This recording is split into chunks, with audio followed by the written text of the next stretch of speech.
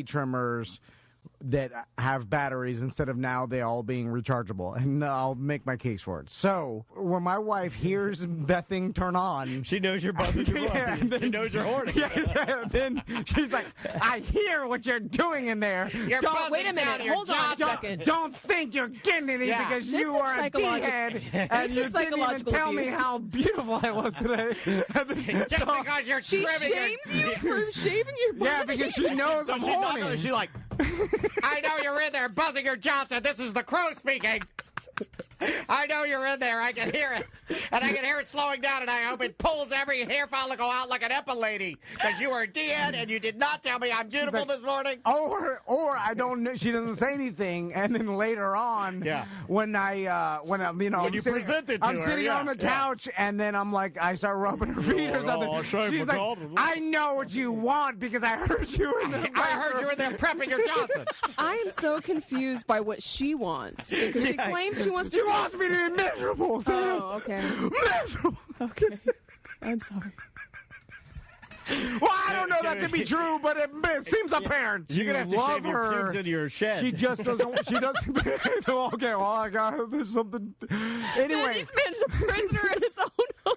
Did I? Okay, I just said. I'm not looking at you, Tom. I can't. I'm looking at Sam. Yeah. I just said you're going to have to shave your pubes in your shed. He looked at me as if to say, I tried it and I failed. Oh, no. That's what I just heard. No, Did she catch you in the shed? She wants. Francis, his neighbor, called him. He came over to borrow an umbrella. Listen, so I can't rub her feet if she heard the trimmer because then she knows it's not just random. I understand. Anyway, that makes sense. You know what? You should just, come here on the weekend. You got to get a suppressor. No, I don't want him shaving his pubes. Shave it over the toilet. Flush it down. I'll write that down. Oh, on the weekend. I'm trying to help him out I'm doing it at lunch. No, not at lunch. You got a great producer. She's scheduling time for you to shave your pubes at the studio. And you got to clean up afterwards, though. Make sure you put on the on-the-air light if you're doing it, so I know not to walk in. So back to why. What the hell are we doing? I have no idea. Back to why I want batteries. Because inevitably I'll pick up the shaver ready to go. It'll be a quarter battery left, and then it's like, and then I'm like, no. Then it's yanking. Then that thing's weird out. Yank my pubes.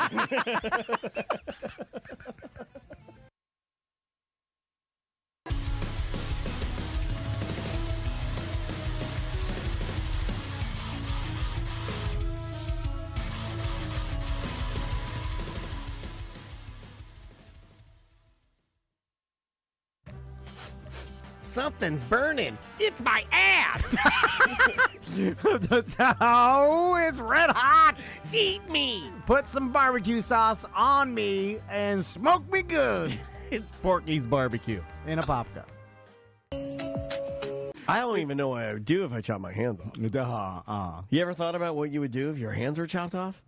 You get one big gold hand. No, like Jamie Lannister. No, I mean, like, when I get two. Yeah. And would I have a belt? I figured I would wear a belt with all different types of hands for different tools. Attachments, yeah. So I've got, like, a pointing hand. I've got, like, a high-five hand. I've got, like, all different ones, and they're, like, kind of on my belt, and I just kind of mix and match them. Well, now they got robot hands that are pretty good. I don't think I want those. I mean, like, too much to break. And just give me a solid, good old American-made rubber hand. By the way, hook? You don't want a hook? The hook is off-putting, you know. I think the hook's very, gives you an extra, you'd better laugh or I'm going to hook you. Anybody that has that hook, though, and this is horrible because there's going to be people listening to this, but when you have that hook, I look at you and I immediately think fisherman murderer. And I always will until I die. Yeah. Fisherman murderer. It's not your fault. It's not your fault. It's Hollywood's fault. It's Hollywood's fault. Yeah. If you want to blame anybody, don't blame me. I'm just the young Gen Xer, not so young, shooting from the hip. Yeah. Also, I feel like there could have been a lot better tools than the hook. You know, I feel like for the hand. Yeah, I just put 3 hooks, make it a tiny fork. Because then I tried it. Here's the thing: I feel like I could use a fork for all my eating, and no, you don't want just about as good as a hook. right? Yeah, but Can't you don't eat want with a hook. You don't want a hook, so you're eating off the hook. Yeah, off why of the not? hook. It's like eating with your hands. Right, No, off the but then fork. you go to the bathroom and then you got to take off your eating hook, put it on your belt, put on your wiping hand. That's It's fine. a mess. Oh, yeah. Then you forget. You come back to the table. They're like, "Yo, your wiping hand's on." You're like, "Oh, hold on." You pull it off. Put your eating fork on. Did you wash that? You stuck it on your belt. I'll be right back.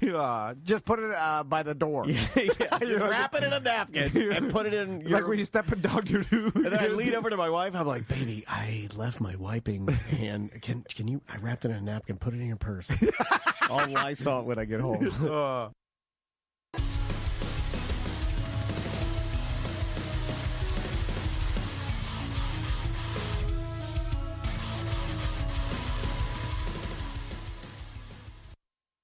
All you have to do is do those things, and Just then they're copy watching them. you, and then they'll just do it. Just copy them. So, like, whenever they're wearing something cute, I say, "You look really nice today in that. I love those pants on you." So then they just do it. You know how they say thank you? With TC and I always talk about, and I'm bragging a little bit, but, like, I don't have to tell my kids to say thank you. They genuinely feel thankful when somebody does something nice for them, which I love so much.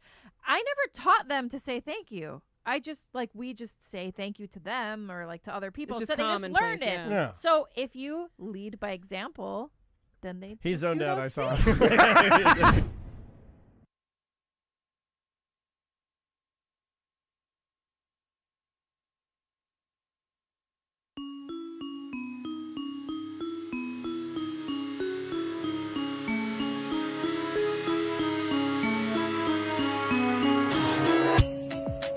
But think about it, like, then the jokes won't even be funny because then it's not even going to be taboo, and then something see else what will be you're funny. saying. You know what I'm saying? So hopefully that'll We'll be be the making case. fun of the aliens that now control us. Yeah. Fuck those aliens, you fucking aliens. Hey, take what I was with you, fucking aliens. He's dating a fucking alien. You know, But then that'll be like, don't say that. You alien lover. A bunch of Marsians moved in across the street. What if that happened? What if in the future, like, Hey, what did an alien get for Christmas? Your hovercraft. Your anus when you kiss my anus. I like that. you slice them real thin? Oh, that's the joke that I told. That I got. Oh, it would be funny if in the future we're like, when the aliens come, we're saying like, I don't trust them or whatever, and then our sons and daughters are like, listen, you're old, you're fucking racist against the aliens. They're here to, and like, no. You don't like him because he has tentacles. Oh, we're gonna have illegalize alien marriage. And then we're like, no, humans should not marry they're aliens. extraterrestrials. Yeah. And it's I'm like, gonna be like that. They come to the table, and I'm like, so you be more comfortable. I had Mama make fried gleep glop. Because that's what you eat, goddamn alien. Don't you eat fried gleep glop? You hear this? This is Boris. Man, this is real music. No, you aliens listen to Like, nowadays. there'll be some American flag with the planet Earth in it because it'll represent like, hey, this is our America. Yeah. Human power, human power. Let me tell you something about these tentacle having no good fried gleep glop eating motherfuckers.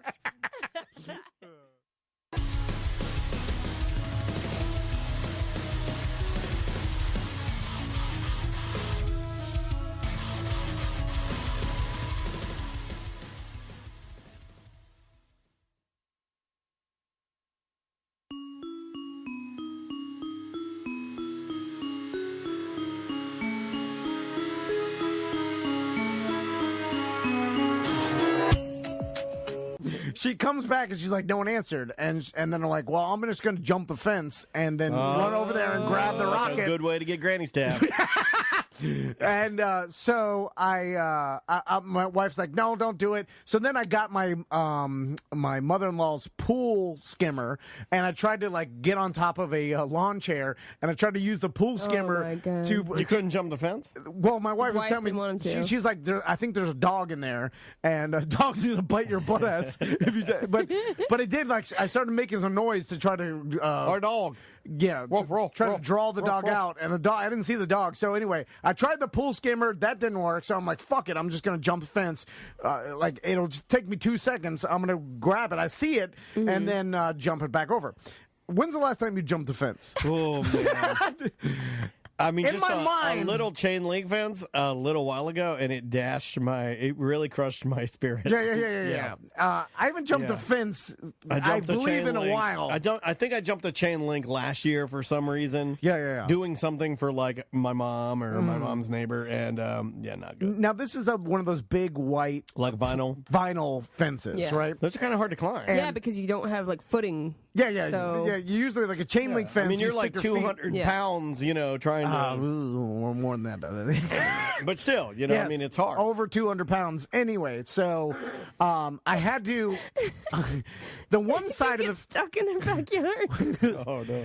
well, here's the thing. You can open the door unless they don't have any gates. Now, Do they have any gates? They have a gate, but it's locked. It's always like there's a gate. And, okay, You gotta dig your way out. there's dig under it. There's like the cinder block that's holding the gate shut because the dog is like trying to, my neighborhood's not Baldwin Park. There's a lot of ghetto shit. There's like, the cinder block in front of there. yeah. And so I hopped the fence fine because I forgot you always put the side of the fence, the ugly side of the fence, facing you if you put it in. So the clean side of the fence is on the neighbor's side, Yes. right? Which the clean side of the fence has no footings. Yeah, it's smooth. It's smooth. Yep. Just like just You gotta use pure. You gotta pull and then lean your muffin on the top. How tall was it? It's 6 foot. 6 foot Okay. privacy fence. Yeah, maybe So more. you kind of have to jump even to look over, Okay. right? But I could jump and hold on like.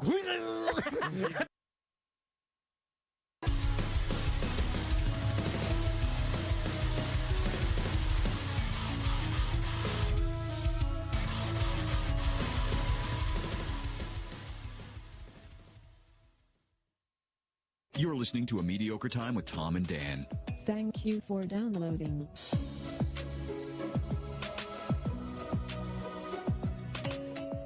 Well, welcome to A Mediocre Time with Tom and Dan. Tom. Ross is over there. Samantha's over there. And then they're like in the fucking Pinocchio. I've said this before. Like there's a fucking giant ship in there. Like with just the like when ships every time they got shipwrecked, the only thing left would be like the fucking belly of it all skeletonized or whatever. Yeah. And then you'd be like, this fucking whale is no way. He's this big. Eat a whole fucking ship. The scale's all wrong. It's all off. It's fucked up. And you get kids turning into donkeys. Which is so stupid. Well, there are thousands of Japanese that are looking for that whale. They're like, "Oh, this is amazing! Find that one, We'll chop him up." You know? When do the Japanese get their shit together? Stop killing all the ocean creatures. I don't know. Not in my backyard, man. You ever had a whale burger? I have Don't not. knock it till you try it. Come on, it's Would you eat a fucking whale regular beef burger has got to taste better than the fucking You don't know whale. that. You don't know I have an idea. You know what I'm saying? Like for some reason, like I like beef better than fish, right? Well, but I use a mass amount of lamp oil, especially around these parts. Powers all our computers. Our entire studio is powered by Japanese lamp oil. How about this, Matt, though? Pigs are smarter than cows, and bacon's better than ground beef. If whales are the smartest animal there is, the delicious factor's got to be hold through on. the How roof. come we don't make Whales ground aren't pearl- the smartest animal. Yeah, I've seen. Who said that? Ross just said that, and I've seen. Well, Ross is a whale. Come on.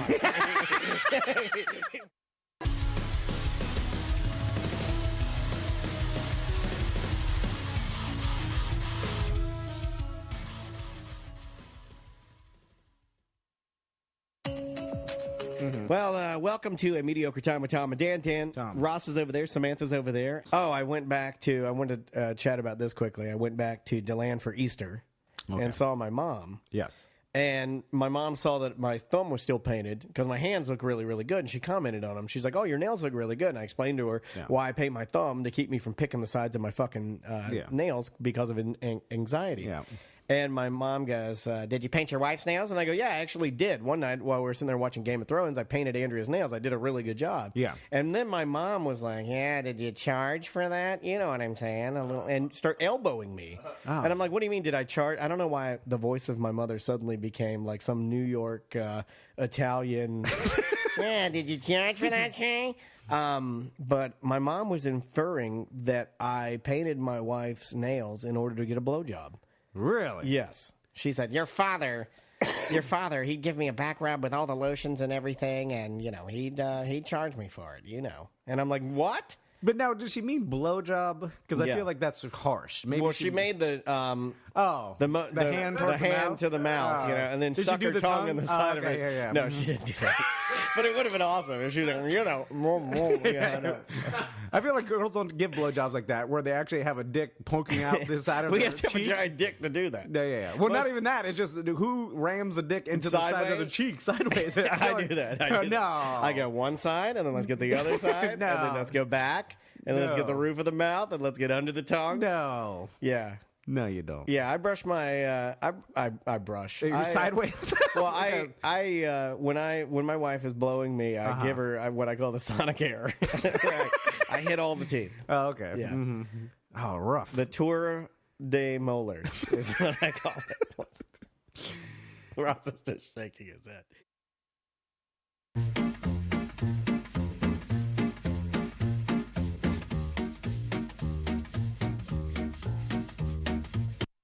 You're listening to A Mediocre Time with Tom and Dan.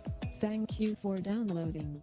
Yeah, but you weren't really doing your style either. Oh no, you know, music radio, like it's just not what I'm fucking. I mean, when you're songs. doing it as music radio, you're good at it. But when you want to do your talk show and they're forcing you to throw some tunes in there, it breaks up the flow. Yeah, when they went to 9 songs an hour, that's when I knew we were fucking done. Like we were literally no more stopping down. You'd have to do all your content over intros. So you'd look for like the Killers with a 26-minute intro, 20-second intro on Mr. Brightside or whatever to do content, and it was like this just can't fucking work. I always used to make the joke that the guy screaming "Less talk, more rock."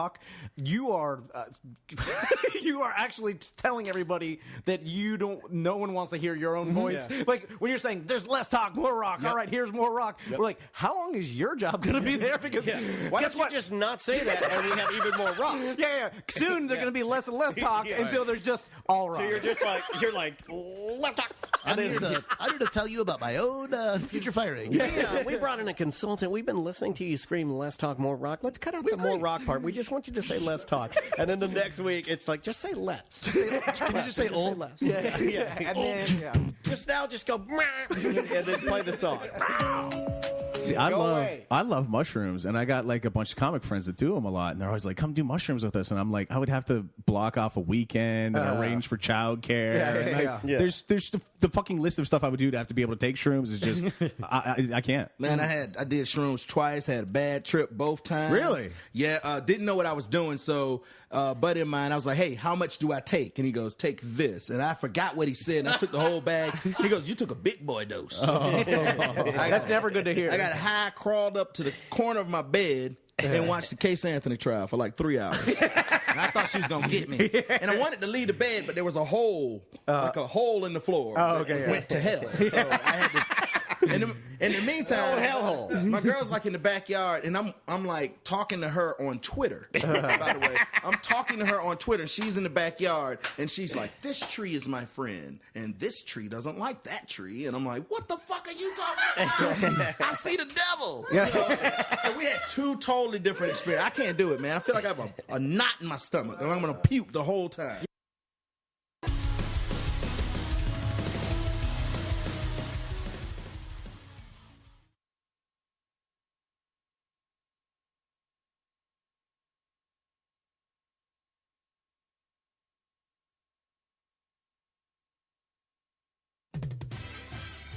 The best to you from Kmart Radio. KMRT. Poober, because shitty people swim too.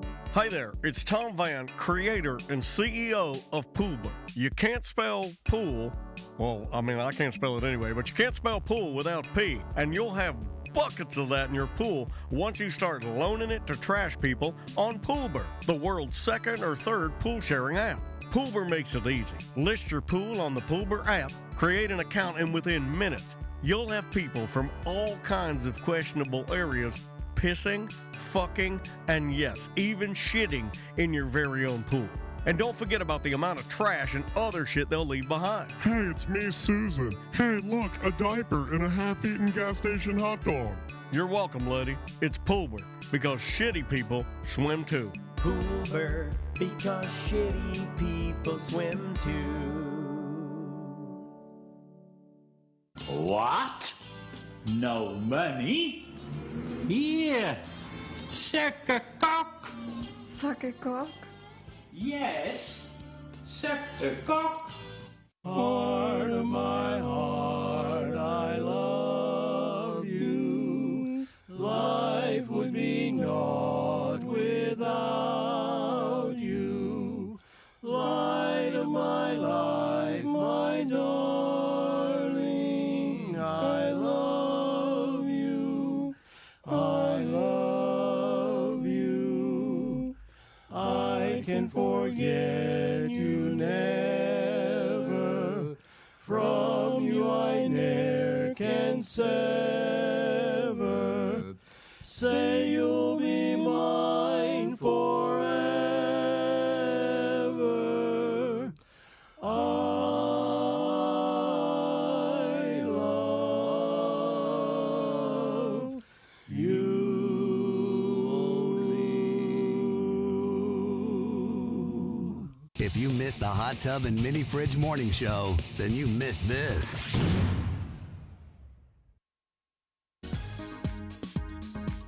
Buggy way. Beauty is where you find it.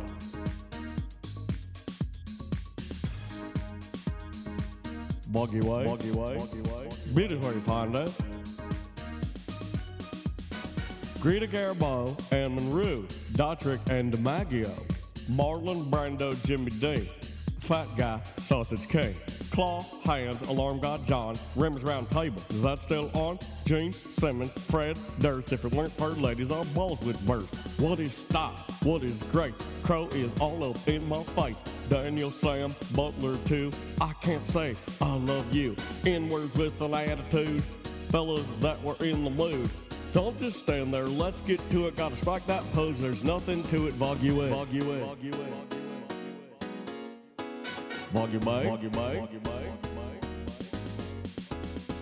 Oh, you've got to do.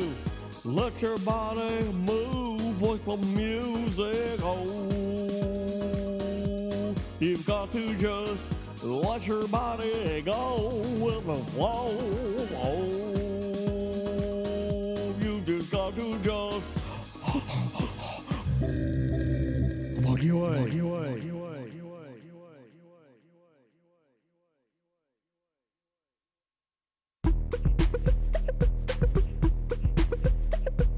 Time for a bath, time for bath, time for a bath, and time for bath. Time for a bath, time for bath, time for a bath, and time for bath. I wish my refund hurry up so I can have a taxitude. Time for a bath, time for bath, time for a bath, and time for bath. I'ma be like, let me get 20 on pump 3. Time for a bath, time for bath, time for a bath, and time for bath. Matter of fact, make it 25, and yes, I would like to donate to the March of Dimes, so ring me up that Coke and candy bar 2 for $2.22 deal where $1 goes to March 2. Oh, and ring these Skittles up for my kid too. And when the cashier tells me to have a nice day, I'm gonna be like, no ma'am, you have a blessed day, sugar. Time for a bath, time for bath, time for a bath, and time for bath. Pull down my shades like Kim Kardashian, smile like Gabrielle Union. Time for a bath, time for bath, time for a bath, and time for bath. Flip my bundles like Nicki Minaj and queen out the door like Beyonce. Time for a bath, time for bath, time for a bath, and time for bath. Goofy face, goofy face, goofy face, heart, heart, heart, muscle, muscle, muscle. Time for a bath, time for bath, time for a bath, and time for bath. Sassy black girl, sassy black girl, sassy black girl, kiss, kiss, kiss. Hashtag so what, hashtag I ain't shame, hashtag my money, hashtag call me taxitude honey.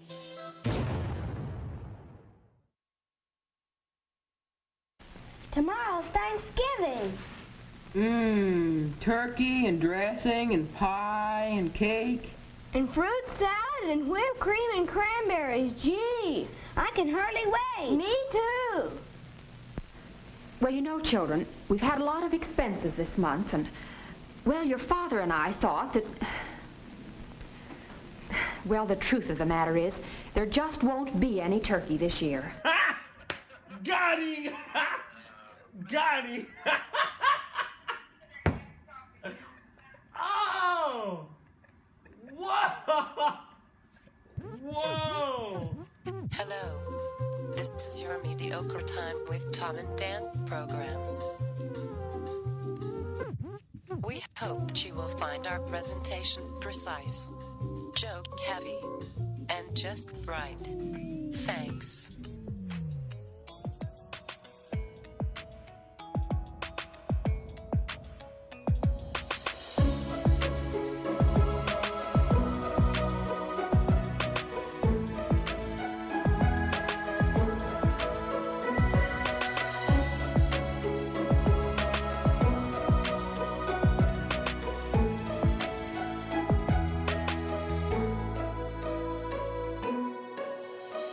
Welcome to the Friday free show of A Mediocre Time. Hey, everybody. It is another A Mediocre Time with Tom and Dan. I'm Dan. I'm Tom. Samantha, our producer's here. Hello, Sam. Hello. Joining us for news later will be Seth Petrozelli, but he's probably getting an MRI, maybe a rectal exam. He could be at an urgent care, LabCorp, Quest. I am surprised every time I text him, like semi last minute, to see if he can come in. Nothing going on? He always can, man. Yeah. I thought to myself, if appreciate someone texts your flexibility, me, sir. But if someone texts me last minute to come in and do something, I'm like, I'd never be able to do that. Like, so. Well, you have a family. He doesn't have and a a family. job. Yeah. Well, what is he doing? You have a job and a family. That he could just. He owns take businesses 2 hours that off. make him money. Yeah, he just delegates the work to other people and Canoodles, collects that check. and he canoodles with the young women. Does and he even delegate? Parties. He has a boat. I don't know. I mean, it's still running. Yeah, he's got business partners. He's got employees. Yeah, I mean. Javier anyway. is running that whole damn thing. Oh, yeah. Javier he's a strong boy. So, welcome to the show, everybody, and happy Thanksgiving or Eve. Thanksgiving Eve, I should say. We're doing our show a little bit early because of Thanksgiving and the holidays. Daniel will be at the Solar Bears game on Thanksgiving. Me. Come buy your tickets. We'll talk about that in a little bit. Yeah, and if you want to buy a Tom and Dan Solar Bears t-shirt that Eric Merchman designed, it's on tomandan.com right now for pre-sale. We're only doing a small period of pre-sale. Yeah, we should have been pushing this more because it ends tomorrow Thanksgiving at noon. We seem so to, if you want this damn shirt. You know, we in the beginning we thought the pre-sale idea would be so great. It's only great if you tell people there's a pre-sale. Maybe we should have extended. Yeah. But it is easy. Like when you set a pre-sale and then you don't talk about it, then no one buys, then there's not very much on the back end. Yeah, and we've got women's shirts, kid shirts, and men's shirts for this. We're going to do pets shirts for little dogs, little pee-pee dog shirts. Give them. Judy was in here. She's man, Fred Oliver. I hope I'm becoming Judy from Pet Rescue by Judy. I'm becoming that as an old man. Also, just an FYI for the merch, if you order something, usually Eric's really, really fast on it, but shipping will be closed until Monday because he will be out of town. What the fuck? I'm kidding. I'm joking. But then on Monday, we're releasing all the merch that we had at our beer fest. Yeah. And by the way, thanks to everybody who came out to our Bad at Business Beer Fest. It was a great, and some of that merch was sugar gliders, and we'll be releasing how many? I think we've got over 180 sugar gliders we'll be releasing. It was our best beer fest to date, so thank you guys for coming out. We did have to postpone Sofas and Suds, and we will announce the new date as we figured that out. Yeah, we start hammering out the details. Also, go to our YouTube channel. Just go to YouTube at Tom and Dan Live. There's a brand new video that kind of recaps within 1 minute of some of the familiar faces that were at the beer fest. You might even find yourself. So, real quick, I'm doing my annual Thanksgiving trip where we go four-wheel riding and I wish you said RV it a little trip. differently when you announce these. That you never come in like, hey, really excited. You know what I'm doing after the show today. Well, I got worried because I think I'm having a orb relapse. You've been doing really well. Did it go away? Well, I got a little bit of it. That's true. There was a little There's something transition where things were going a little smoother. Well, it's still happening to me. I have something that I'm going to reveal on the show today that my wife doesn't even know that has to do with the orb. It never really totally goes away. Like, there's still some orb cells in my body. Wait a minute, it's like just a in flare-up. remission. It's like when you got herpes. Yeah. This is a flare-up. Yeah, you could do things to mitigate the orb. Abreva. But you put it all over your lips. Just take it on your lips. Once you got it, it's in there. You got it. It's and then in it's up to you to find other people with it, and that's the only people you can fuck are the other people with orbs. Oh my God, this is actually a pretty decent analogy. The herpes orb analogy. Yeah, and it's with you till death. Yeah, it never goes away. There's no cure for it. But speaking of flare-ups, but you can live. People are saying that you brought sand back from Hawaii. No, I didn't. He didn't. Well, I mean, in my he did not bring it. UFOs collected some. Yeah. There's Those something big old in there. UFOs are caked with it. But I've been having a pretty good run with non-orb incidents. You've been doing great. In the past 6 months, I've noticed I'm like, man, I've been doing a lot of different things, and nothing totally chaotic has happened. And it's unstereotypical for me to have things going pretty smooth, even though I talk about a lot of things that go wrong. That's light for me. But usually it's total chaos. I mean, there hasn't been. I mean, you got back from Hawaii. You don't remember there being total chaos. Not that. It was a pretty good. Let me go through the checklist here. I think there was a couple other ones where you went out and you'd come back and you're like, no, it was smooth that sailing. RV trip on the summer. Good. Yeah, that could have been real bad. No. I mean, that was going across. I went up to a different time zone in Florida. Yeah. No problem there. I mean, there was a couple things here and there, but nothing. Like I said, no tragedy. You did burn out your pool pump during the hurricane. That's true. Yeah. But that's a light. I feel like anybody could do that. That's not orb. Yeah. Anybody. Well, could when do it's that. the 100th time Tom had to bail out his pool, you'd think you'd have it down by now. Like I said, it's never totally gone. But okay, so a couple things that are not panning out to be the greatest as far as trips go. Okay. And there's a lot of You guys do a lot to say that nothing moves the needle for your boys. You do a lot. Well, that's why nothing moves the needle, because I totally have you already believe brought that? this theory. You think that the they're theory spoiled is... with adventures, so nothing's in it. They're sick of it. Holy shit! I never thought about that. If you go to the orphanage and then pick up a couple kids and then take them on one of my trips, it'll blow their goddamn minds. Because they've they're inundated with activities, adventures. They're in golf Hawaii, class, skateboarding class, swim helicopter class, here, Ninja Warrior class. Yeah, it's nuts. We're going on RV trips across the state. Yeah, what are you running going from, to man? fucking Hawaii. What are you fucking running from? So, first off, it's like celebrity kids, right? What? With No, don't say that. That's insulting. Celebrity kids are jerks. Well, They're not jerks. They got time. They got time Yeah, to they become do have little time. Chet Hanks. Oh my God, white boy summers for everyone. Yeah. So, first off, there's been a shortage for RV share and outdoorsy and these Well, what happened to all the people that bought them at the beginning of the pandemic? They're having to get rid of them now, right? Well, yes, but I'm talking about the people that rent them out, and I think it's because it's gotten more popular. And at the initial surge, kind of like Uber, there was a lot of people doing it at first, and then people got tired of doing it. They're like, "Well, this isn't worth it," and and now the only one left doing it are the people that have to do it, or maybe the first timers. Same thing with the RV share, and it's gotten more popular, so more people are scooping them up. So the people that are still doing it, they're always rented all the time, right? Oh, my God. I never thought about the guys that really were making a nut on this and like it could snatch those up and almost do a smaller Airbnb conglomerate of different RVs. That's interesting. Now, a lot of people stopped doing it because they realized it's a lot of work. Well, people like me were ruruining their shit, crushing Yeah, stuff. The gritty slide out. I forgot about the gritty slide out. No one knows what they're doing. Hold on a second. You said you were orb free, and I forgot about the slide out. You said was just crunching aluminum. And, but that's every day of my life. So we had Crystal. The chat room is just saying, "Ooh, a T&D RV." You do know that was the original plan, right? Yeah, that was we the were original never supposed to have. Air I gotta yell this to the heavens. We were never supposed to have an Air T&D. We went straight from food truck to full-scale restaurant. Food truck. We went straight. No, I'm making the analogy that we ran before we could walk. Okay. We could have gone food truck, which would be RV, T&D RV show, but we didn't. We were right for brick and mortar. This'll work. So, and I was probably the main proponent. So anyway, Crystal was going through it. Now, usually we rent an RV that's relatively short because she doesn't trust my driving skills and my towing ability.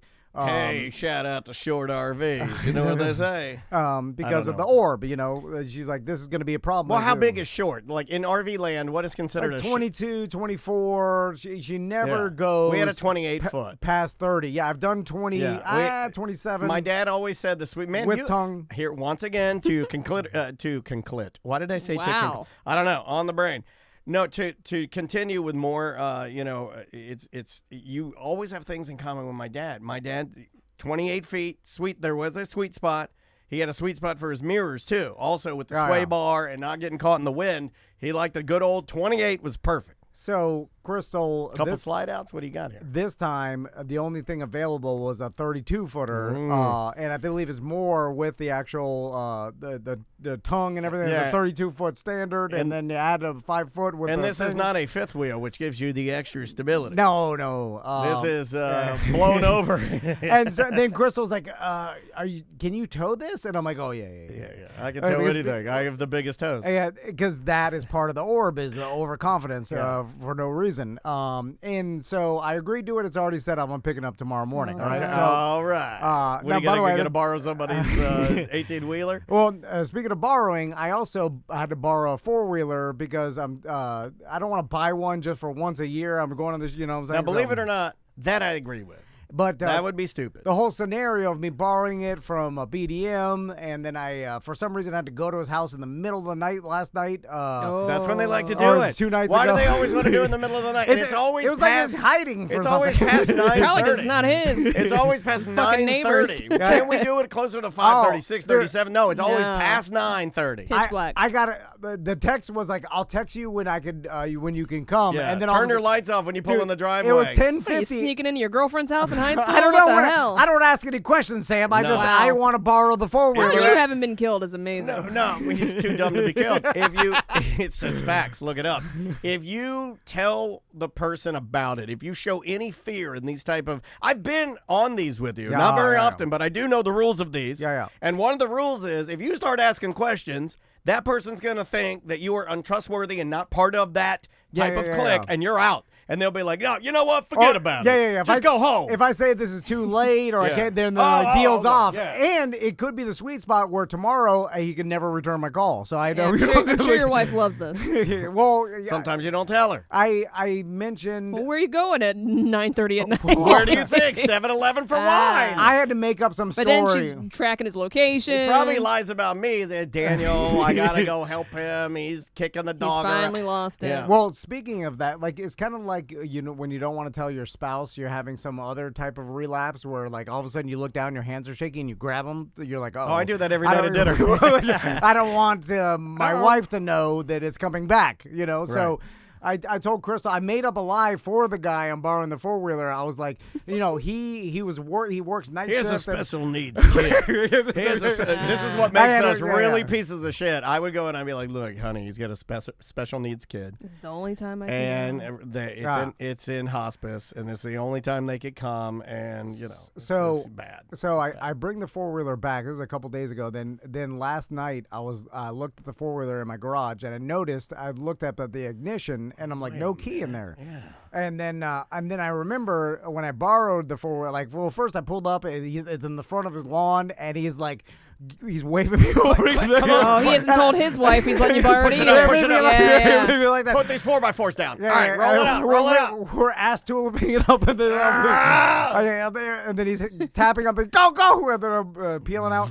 I'll text you when you get to the end of the block. Then you can turn their lights on. But I remember him yelling, the keys in the ignition. So I got out. Did it blow out of your... Well, I took it out so it wouldn't blow out, and then I put it in my pocket. And then that's the last time I remember. Everything goes to die in your pocket. And so then earbuds, weed pills, eye vitamins, coupons. And then I'm like, what shorts was I wearing when I went and picked You only this up? got 3 pairs. God help me if I was wearing pink, my 4 the inches. If he was wearing his 4 inches, the key's as good as gone. So I'm looking in my truck. I'm thinking that it fell out in between the thing. I'm looking under my truck seat. And that's a mess. He told me he's looking under his truck seat. Doritos bag. No, he said he found an entire. Did you know that they had opened a True Leave under his truck seat? I did not. An actual dispensary under his truck seat. Weed pills and peanut M&Ms. What more is there? The best M&Ms. That's the Those only. are my sons. Honestly, that's the only 2 things I eat anymore as a 46-year-old man are peanut M&Ms and weed pills. And I can't find this anywhere. I'm looking through the laundry and stuff. And then Crystal notices that I'm just. You borrow more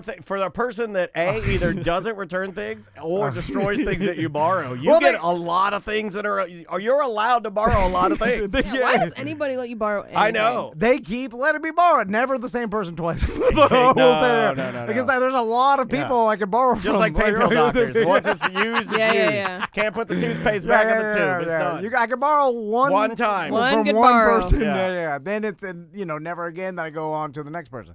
So anyway, I destroying the house an hour and a half last night, and then I started looking up like tell me something? how to hotwire it. Can you please? Oh my God, it's not yours. You're gonna ruin this guy's Can you please tell me something? Does Crystal know at this point what you're looking for? Well, she only figured it. I tried to hide it as long as I can, but I started getting increasingly more and more mad at myself. Like, what are you looking for? I'll help. Yeah. Because Maisie, oh my God, Andrea always does it. Andrea will be like, hey, what are you, like, I can't do a nerd woman voice. She'll be like, hey, what are you doing?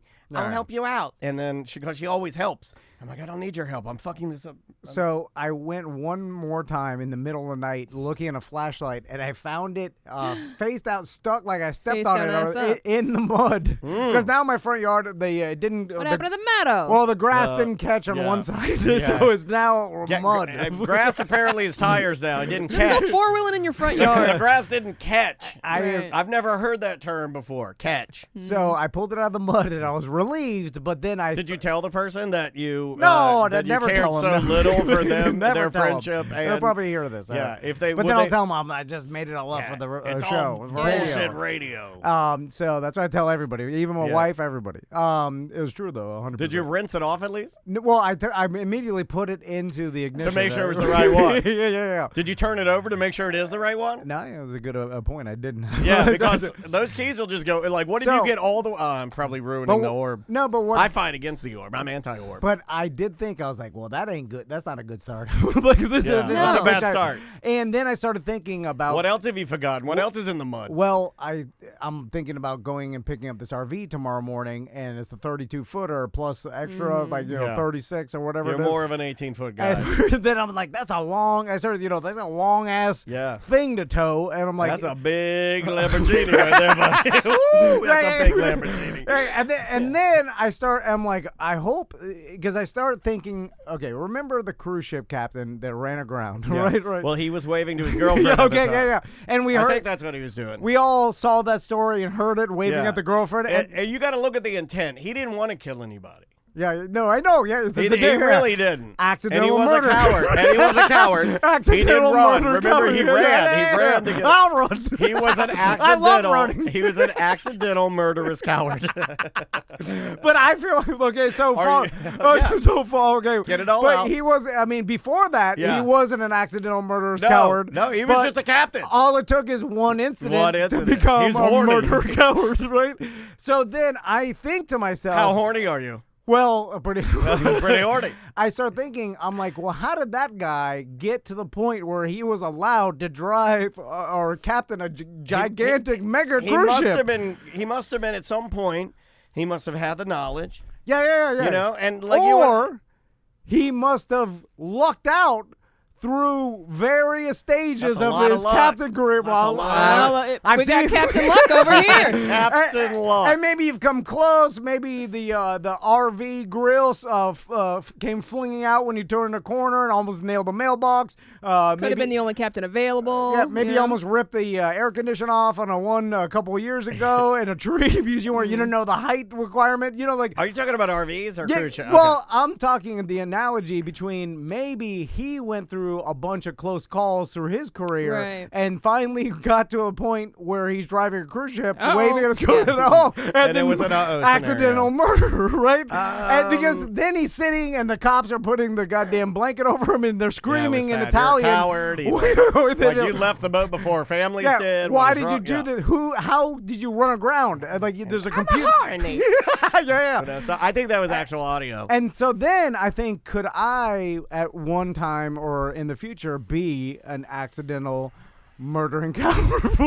Like, I didn't mean to do it. Couple things but I would say. told my wife I could pull a 36-foot trailer. Do you have the sway bar thing? The one that goes. Okay, like there was this bar. They got it. There was this bar that my dad had that like you'd put it on the hitch, and when we got to a bigger trailer, not when we had little trailer, we had little sway trailer. bar. Yeah, and it was like a bar, and then he would ratchet it, and it was greased. Yeah. And it would move back and forth, and he would grease it, and then he'd ratchet it till it like got enough tension on it.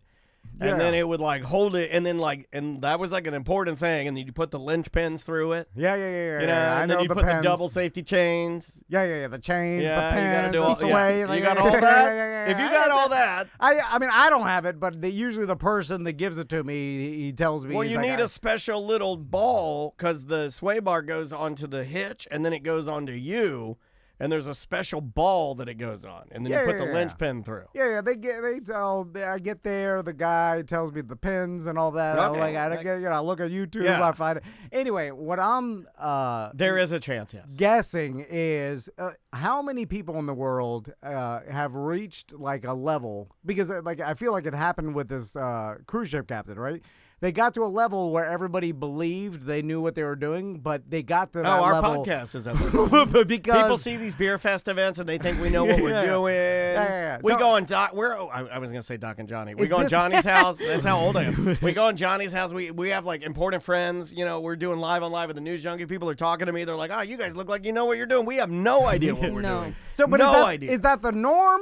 Yeah, or... it's the norm. I've learned that through the pandemic. Okay, all right. The pandemic peeled the curtain back, and now I looked at the world during the pandemic, and I'm like, not one motherfucker knows what. No one, very few. Okay. 10% of the world knows what they're doing. The That sounds rest, about right. no one knows what the fuck. 15. I'll give them 15. 15% of the world knows what they're doing, and they're holding it together. The rest of us are just fucking it all We're up. faking it. That got me more scared because I'm like, are there... Oh, that's why I'm scared all the time. Yeah. Well, what's the worst that can happen? Where are you going? How far are you going? I mean, the Brooksville, so it's like, it's not that far, but, you know. That thing snaps off on the highway. Yeah, it's like, the You'll be wind blows. fine. It's not supposed to be super windy, is it? What's the weather like this weekend? Not good tomorrow. It's just, I've like Scattered thunderstorms. Like I say with everything, with all these things, I just imagine a police officer or someone telling me, why did you think you could do this? Like, you don't know about the 34-foot rule? You know what I'm saying? There's no rules. There's with no campers, rules. with no, there's not. It's You just know this. It's just willy-nilly. Dude, Is everybody like me? I feel like some of these guys, the guys I rent from, they're like nerd dads that knew all the shit, and they are going through checklists and telling me about shit I don't even know what they're talking about. There's a new Can-Am, I think. It's a new side-by-side that I saw driving by some power sports place. Yeah. It is the biggest, most aggressive. Like, the tires are larger than me. It's huge. It's a full-size car, but it's a side-by-side. Have you seen this thing? I think so, It's humongous. And I guarantee you that any fat mom who just got a check from the government, and I used mom and I'm sorry, but I'm trying to look for a stereotype of who wouldn't know how to drive that, right? Just think, she decides she's done with crafting and wants to go into the side-by-side game. It is not illegal for fat mom to go down there with a check for $22,000 and hand it to Kirby down at Seminole Power Sports and buy a death machine, dude. And there boats, camper, none of it. There's no rules for any of this. And I know you're the type of person where you don't want those rules, right? Neither do I.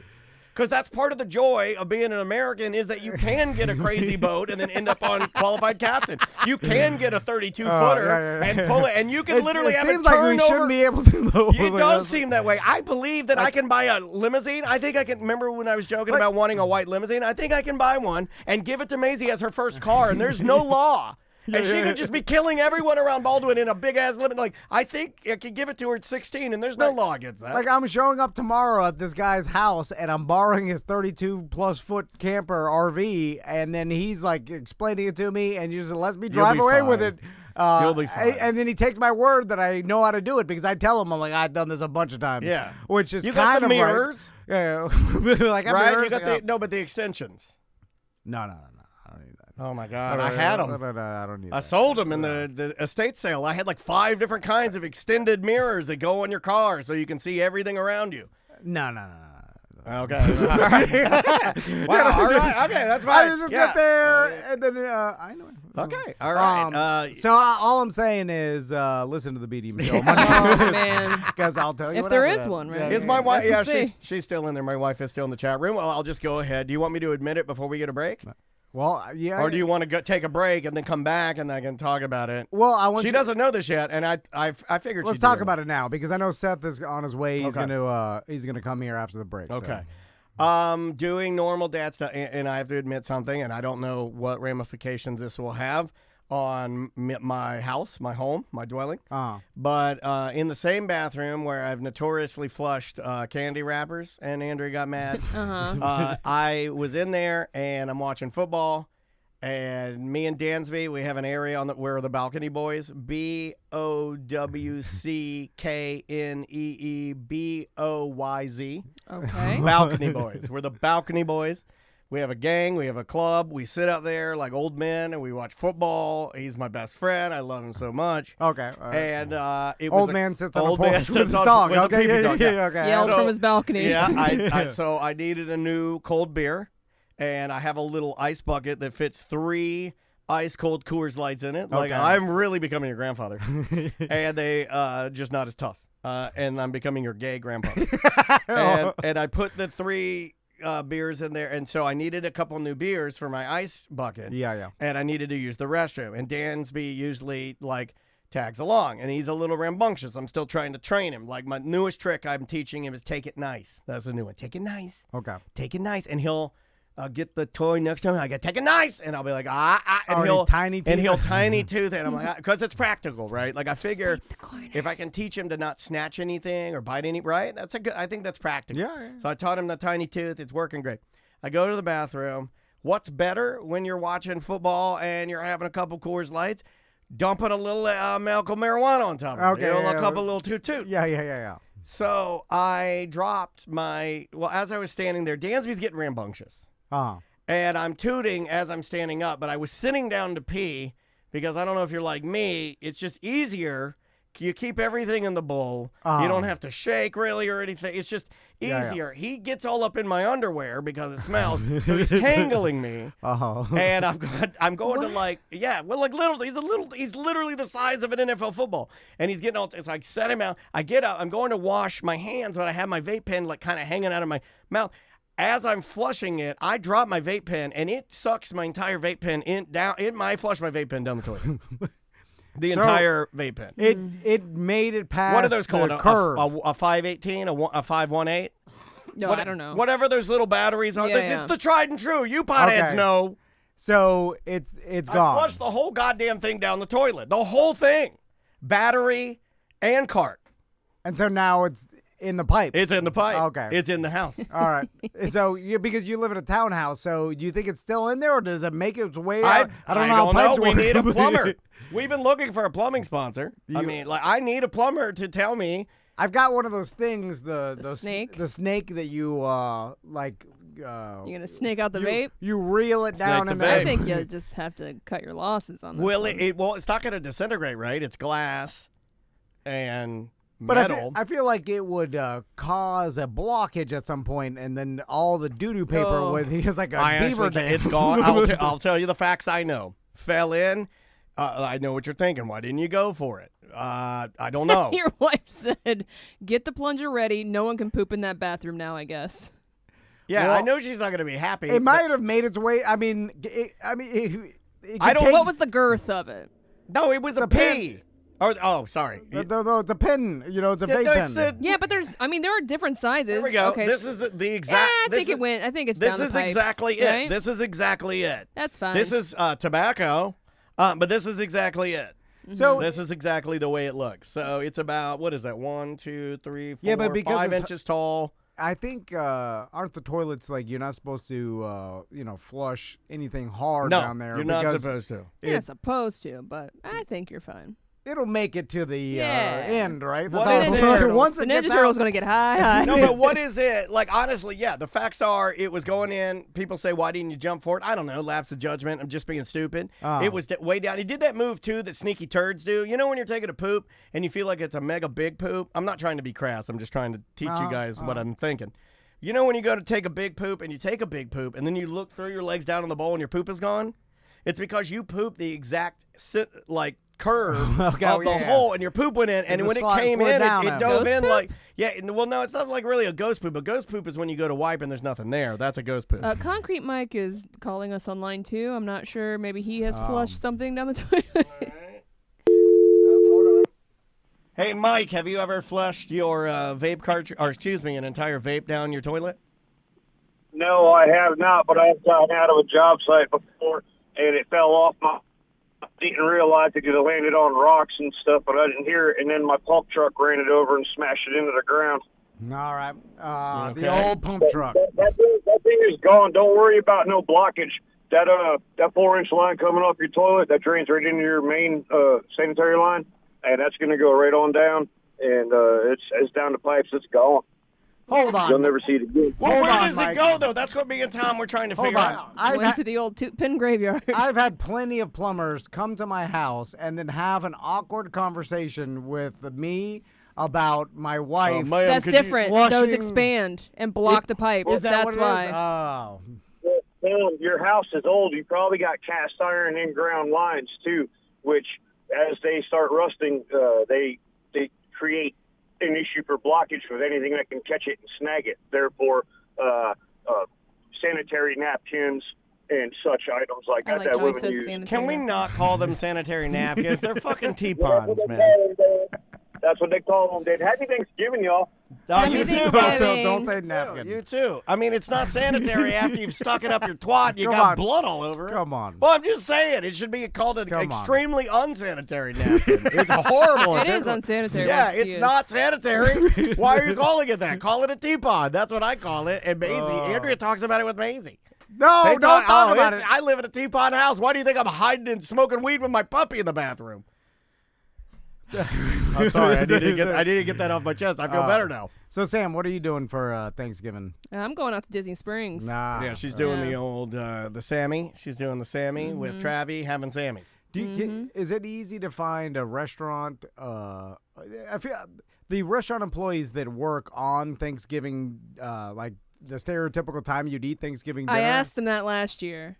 Do they like it? Yes, because they make more money. Yeah, they get time and a half. The people that I asked. Some get time I and a asked half. a bartender and a waitress, and they were saying they make more money. And Andrea used to not work Thanksgiving, but any holiday leading up to the holiday, when she was doing retail, she'd work it because she'd get a lot more money. I guess it also depends, too, right? Some people hate their families, and they're like, I'd rather just go make money than be forced. They can use that as an excuse to not go have to sit down with their family. Out of all the holidays, I feel like unless someone has some sort of tradition they do, no one really gets excited about Thanksgiving, right? No one cares about the dinner. No one's like, ooh, turkey. Do they? Yeah. Who gets excited about turkey? But I do think it's dying. I think you said it best when we first started the show, and you were talking about how influencers and social media, how that whole kind of ball of wax has taken traditions that we normally have and accelerated kind of the stamping out of them. Yeah. I don't feel like this is one of the first Thanksgivings that I've kind of looked around, and granted, I am doing something unconventional by going to the Solar Bears game, and you can join me. But like, it's one of the first ones that I've looked at it, and I'm not getting, like, you would think back in the day that you would kind of get judged for doing that. Like, what are you going to a hockey game for Thanksgiving? What the hell are you doing? Not at all. Everybody's like, oh, that's rad. Yeah. Cool. So it's got like this cool vibe, and it's one of the first I can remember that was like that. And we started to change it up, man. Like, after my mom and dad died, we started to we're do tacos, like. Yeah. You know, like the stereotypical Thanksgiving dinner. I know we say this every year, but it's I don't know anybody that really is super excited about the actual dinner part of it, because it's not like it's some sort of weird thing you never experience throughout the year. You know, like turkey, mashed potatoes, and like maybe no one ever eats cranberry sauce, but it's not even that good. Oh, I like the canned cranberry sauce. I like canned. Yeah, you gotta have the can. Yeah, it's fine. Give me the grooves. But it's not. I love the grooves. But it's not some sort of specialty that. It's the only time I ever eat it. I guess it is, but it's like not. It's not like some delicacy that is hard to find. Yeah, no, it's kind of like unspecial. Everything is unspecial about it, really. Yeah, you know, maybe. But I never eat like stuffing, corn casserole, cranberry. I only eat it around Thanksgiving. Yeah, I guess if you did not eat all that stuff throughout the year, but it's like everything. It depends on what type of person. There are two type of people when you become mature. There are two type of people. There are the people that, like me, immature, where you finally get a job and you start earning money and you go, I can eat McDonald's anytime I want. Yeah, that's me.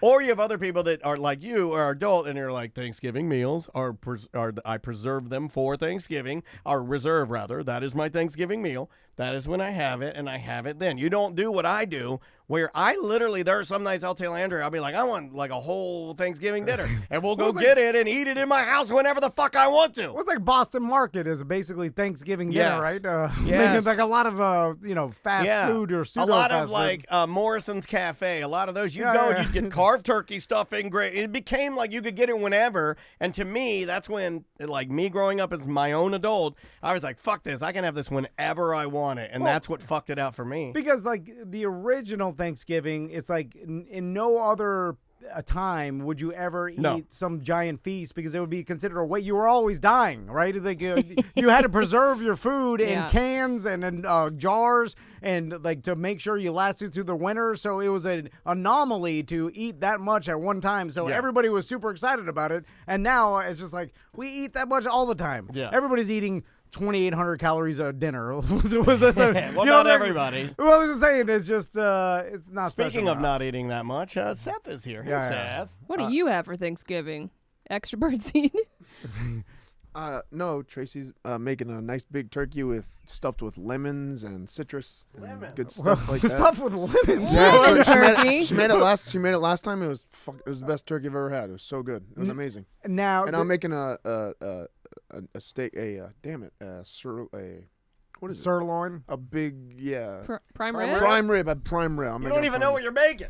I ordered it. I'm got to go pick it up at Whole Foods after this. See, but Seth, though, is different, because I could see him getting excited to eat a gigantic... Yeah, what are your sides? Because he doesn't eat that way all the time. You go crazy, right? Yeah. Well, for Thanksgiving, are you going to eat? I can't go that crazy anymore, because I feel horrible, like sick, like physically sick. You don't do the eat yourself. Unfortunately, I can't. You used to eat yourself and then send me pictures. You're like, I'm about to go puke, man. Yeah, that's old. That's old age. Can't do that anymore. My pop-up. Remember the time he got the pub burger at Outback or whatever. With the knife in it. Yeah, he thought he was going to eat like his grandson, and then he's like, he can't eat that much. You got to stick to tuna salad. I need to go to the bathroom now. But the sides are the best part, because it's like sweet potato stuff that I usually. I love like sweet potato casserole with like the cinnamon sugar. Yeah, you put all the sugar on top of it. Yeah, any sort of pasta that her famous. And the rolls, Mary. What is it? You get like. Well, I did get Mary Butters. I did get the gluten-free rolls for myself. No, you get the Parker House full mega gluten. You can eat gluten. All the gluten. That's how I'll eat everything except for the bread. The bread I'll just stick to my normal. How do you make a sandwich afterwards? No, you can make it. You don't smoke weed, and you run down there and you pull turkey off of the turkey and you put it in a roll.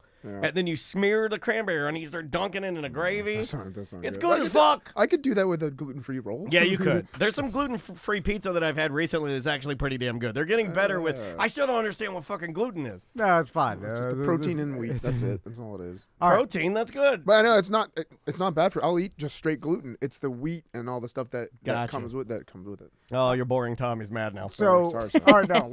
Let's take a break. When we come back... I just got here. I don't know. You're late. I planned for you to come here right at the break. Sorry, it wasn't my fault. No, it is my fault. You're good. What do you? I almost had a fire at the gym. Oh, okay, hold on. Oh my God! We'll talk about it when we get back. Oh my! Breaking news. They closed Colonial. Breaking news! They closed Colonial. Jungle's hold on, on fire. You told us yesterday you were going to be like, I call tomfoolery. Hold on. He started the fire. He was the planned arson. Oh, okay. He was planned arson. arson. To get insurance. All right. The name of the band is Millie, or the artist rather. The name of the song is Illuminate. This reminds me of this is like straight up super 90s like grunge. This person obviously likes Smashing Pumpkins. So enjoy. We'll be right back.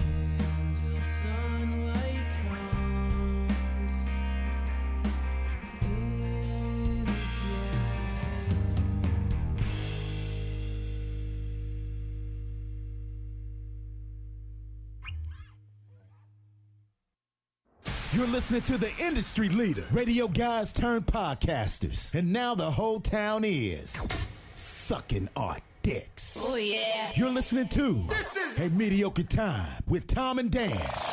Oh, yeah. Don't forget to lick our balls, bitch.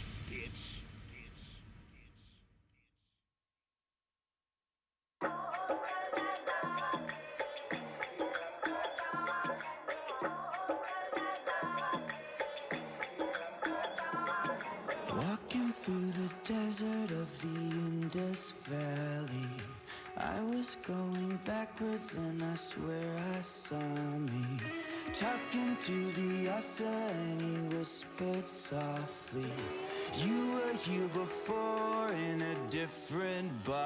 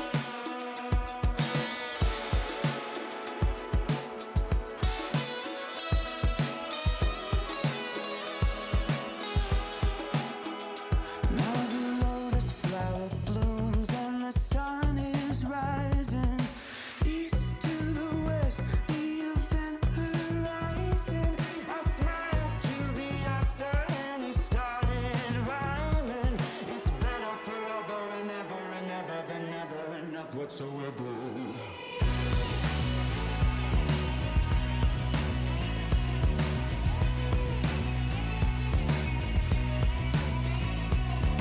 Running through the ruins of the Indus Valley. I was here before in a different body. Wake up, wake up, wake up, wake up, wake up, wake up, wake up.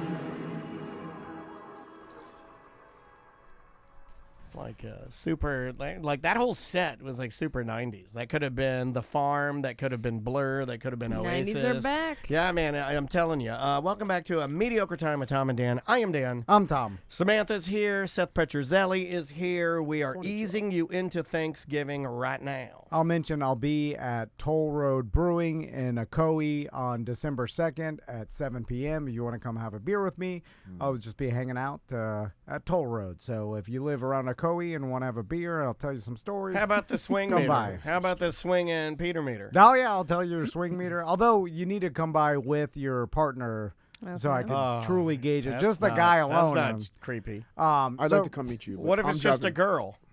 That's what then we're having an awkward conversation. Anyway. Does your wife know you're doing this? Like, no, she knows. So Seth. Yes. Breaking news: your gym is burning down. Well, this started last night. It was 10. When I got back from my dojo or the jungle? No, the jungle. Okay. The jungle. So it was when I got the text from Mr. Tang. It was Who's Mr. Tang? Mr. Tang's my landlord at the jungle. Okay. Oh, read it as Mr. Tang. No, come on. Read it as Mr. Every time I read it, when I read it to Tracy last night, it was full on Tang. Don't go full. Never go full Tang. I went full Tang. No, not on this show. Stop Asian hate. So anyway, he's your landlord. He texted me last night. Did they ever rent that place above you? The Pleasure Castle. It's been rented for What's a while. up there it's now? The damn nail salon, which is their fault that this happened. Are there hookers up there or anything? Is there human trafficking? So there's a nail salon above the jungle. The jungle. Oh, I love the smell of nail salon. Well, no, it started at first. We started smelling that, and we're like, "This is not happening. We got to fix this. We don't want that smell done there." They did something, and it doesn't smell anymore. Hold on, I gotta burn the fumes. I gotta tell a true story about before we got this studio. I didn't go with you. You didn't go? No, I was looking at. I was doing something else, and you're like, I got a hot tip, and he's like, well, we're gonna go look at it. So when we realized we needed to move out of Daniel's house and move into a proper commercial my mom property, was walking around with no bra on, and her long titties were swaying underneath her Sarasota nightshirt. And so we were looking It's got around, little fuzzies all over it. You can still see her nipples. And of course, because I want the deal, I went to all our friends that own commercial buildings. Like I toured Kramer's commercial building. We toured the Danger Brains original. They had a big ass. You know, everybody, when you're doing business, you just feel it out, and some things work and some things don't. But the Danger Brains had, man, that compound. If we could, that would have been sweet. And then so they had Seth, a compound with a garage. Seth gave me a tour of above the jungle. He's like, "Hey, you can build your podcast studio up here. I'll give you the tour." wipe boogers up here. So, I remember I met Seth, and we went through some spooky stairwell. I used to go bang my girlfriend. Tom said that. On the roof. I was gonna on the roof. It was you can sunbathe. There's a beautiful view of downtown Orlando, the sunset. So you go all the way up there and you bang your girlfriend, current girlfriend? No, at the time. Have you never taken Tracy up there and banged her on the roof? Not the jungle. No. Oh, she's the one. She's the one. You see? And it was. He respects Tracy. I respect her. It was a labyrinth of like tapestry of nightmares. It was like drop ceiling conference rooms. It was You gigantic. You said there were phones. Oh, it's everywhere. big. It's like close to 5,000 square feet up there. there. That's what we need. That's what we need. I was like, this is too much. No, that's what we need. You're like, you could talk to Tang This and guy's you can get a deal. Back then. This guy's always aiming for like, I don't know what you're supposed to shoot for the fucking stars. What I'll do is man. I'll get it from my dojo and give you guys like 1,000 square feet in this corner and do your podcast and a dojo at the same time. and a stripper pole and a shower. So there's Bubba the Love Sponge. There's 2 showers in there already. There's 2 showers? Yeah. All we gotta do is put a couple pieces. Have your dad put a couple pieces of plexiglass on, and then we gotta have girls shower in there and live stream it. So I digress. What happened with the fire? So he texted me last night. I'm eating my dinner last night, home trying to relax. And first of all, he wrote, "Hi, John." He still doesn't know. I fucking love Tang. Can we get a Mr. Tang shirt? Oh, after 15 plus years, 17 plus years of being with him, he still doesn't know. He calls me Little Monkey. My name's Little Monkey. My name's Big Monkey, and then my partner's name's Little Monkey because I'm bigger than him. So he's like, "You Big Monkey, you Little Monkey." I told you not to big go dumb there. monkey. So he said, "You John Monkey man." Happy Thanksgiving, Monkey! So he said, 1419 East Colonial Monkey. I'm trying not to do it. Monkey Gym, power, have lots smoke coming out. Monkey Gym. He calls it the Monkey Gym. Yes, he calls it the Monkey Gym. Racist. What is the side? All the branding. Mr. Tang is like Mr. Furley on Three's Company. He's the new character. I love Mr. Tang. No, he's actually a great guy. He's funny as hell. he seems awesome. No, he's funny as hell. Like he jokes. So he's giving you a heads up. Some shit's going down. Well, he said there's smoke coming out of the Monkey Gym. Coming out. Fire department call. Close Colonial. Firemen check upstairs. Downstairs. He says something caused by air conditioning. Fire suggests. He texts better than you do, by the way. Like this motherfucker Tang. I feel like I need to read it in my. How you talk? No. I was about to say it's like you texting yourself. Fire suggests. Oh my God! Fire on street. Oh my God! This is like Fight Club. Anyway, it's like you were Tang the whole time. Anyway, what if you were Tang? He went on forever and lots of texts going back and forth. Basically, what happened was my manager that was in there late last night smelt it. He saw. Then he dealt it. That's the rule. That's Florida law. He said it wasn't thick smoke, but it looked like people were smoking in a room, that haze that you get, purple or like haze. a fog machine. Yeah. So he said fog he saw machine. Don't put me into this shit. That shit's in my garage, locked up. So he said he saw that in there, and everyone smelt it. So he told all the members to get. He's like, everyone to get out of the building. He kicked everyone out of the jungle. He evacuated He's the a jungle. hero. Well, Can we bring him in here and give him a... Alex is a good guy. Grab the ropes. Those are expensive. Yeah. Grab the swing. Yeah, grab the whippy ropes and the leather balls. The heavy leather balls. The mats are the most expensive thing. Really? Grab the mats. Grab the mats. Grab the mats. Always remember that. Grab the mats. Grab the mats. Everything else. So what was it? So the firemen came. They literally closed Colonial off because in case the building collapsed because it's such an old building. You want our studio on the top floor of that? This thing might come down. My God, it's like a Miami apartment. So, I can't show the viewers, but I got sent this video of what it was, and there's a little electrical room on the side of the building that keeps all the AC handlers, the breakers, everything. And there's like giant Frankenstein-looking switches you switch into, like big fucking electric. Seth P on the back of them. And it's pouring down water into this electrical stuff. I don't know if you could see the water pouring. Oh, yeah, I down. see it. Yeah. Just God. Just water Why falling. are you barefoot, dude? That's Alec. That's my manager. Put some fucking shoes He on. even says he's like, this isn't safe right now. And the fireman's like, yeah, you might want it. And he steps right in. I would have put some shoes on there, Snake Eyes. So everyone that works there's a fucking. Hey, Hong Kong Phooey, put some fucking shoes on. You're about to blow your toes off. So the fireman's like, just shut all the electric off. You should be good. And we're like, okay. Oh, no power for the rest of the year. Yeah. So, you're like the Ukrainians now. Yeah. It's a So tough winter. Where was the water coming from? There's a water heater on top of the AC. Yeah. How do we heat our nails? Which is right next to the Frankenstein electrical switches that are just all combined. So the water is leaking from the water heater. This makes me feel better about our business. Yeah. Fucking shorting out and Tang was like, oh. He's like, oh, you guys. You could do it one time. Oh, come on. One time. And I was like, Monkey, it's on you. You pay for this now. And we're like, no, Mr. Tang. That was good. We're like, no, Mr. Tang. Like, look, and we followed the pipe. No, I'm with him, Monkey. This is on you. No, we followed the pipe of where it went, and it came from upstairs in the goddamn nail salon. So it was their water heater. What did Tang say to that? One. He's like, oh, you're right. We deal with that. Right. Show we you do. right. He's like, I'll deal with the nail We salon. get you like someday, little monkey. So well, he's the landlord. If the water heater fucked up, that's on him, it's right? On, I don't know. It depends on our lease. Obviously, you don't know what it's like to be a landlord. You'll never be a landlord. No, but I know what it's like to be under a slumlord. I know. But you have to understand that if you are a landlord, you always look at the tenant and go, "This is on you, little monkey." He does always say that. He does it all the time. Unless they're black, and you never say that. Yeah. Like obviously, you did not do the right service on this thing, or you didn't have the. And that's what it comes down to is him saying that it's on us, and we don't want to argue with him because he's been a good landlord. Besides that, that's we like don't want to rock the boat because Yeah. we've been there so long. Pick your battle. Same thing here. We have a good landlord. He's a good dude. Yeah. He's like, he's not mean to us. He enjoys what we do. He knows that we pay on time. Right, because that's prime real estate. Dude, you can turn that into. We I don't know. pay. That's the only thing I try to get him. I try to get him to sell it to me all the time, but he says no. I give to my son. Oh, I love that. So I was like, and then I go to his son. I'd love and to I'm talk like, to hey, him, man.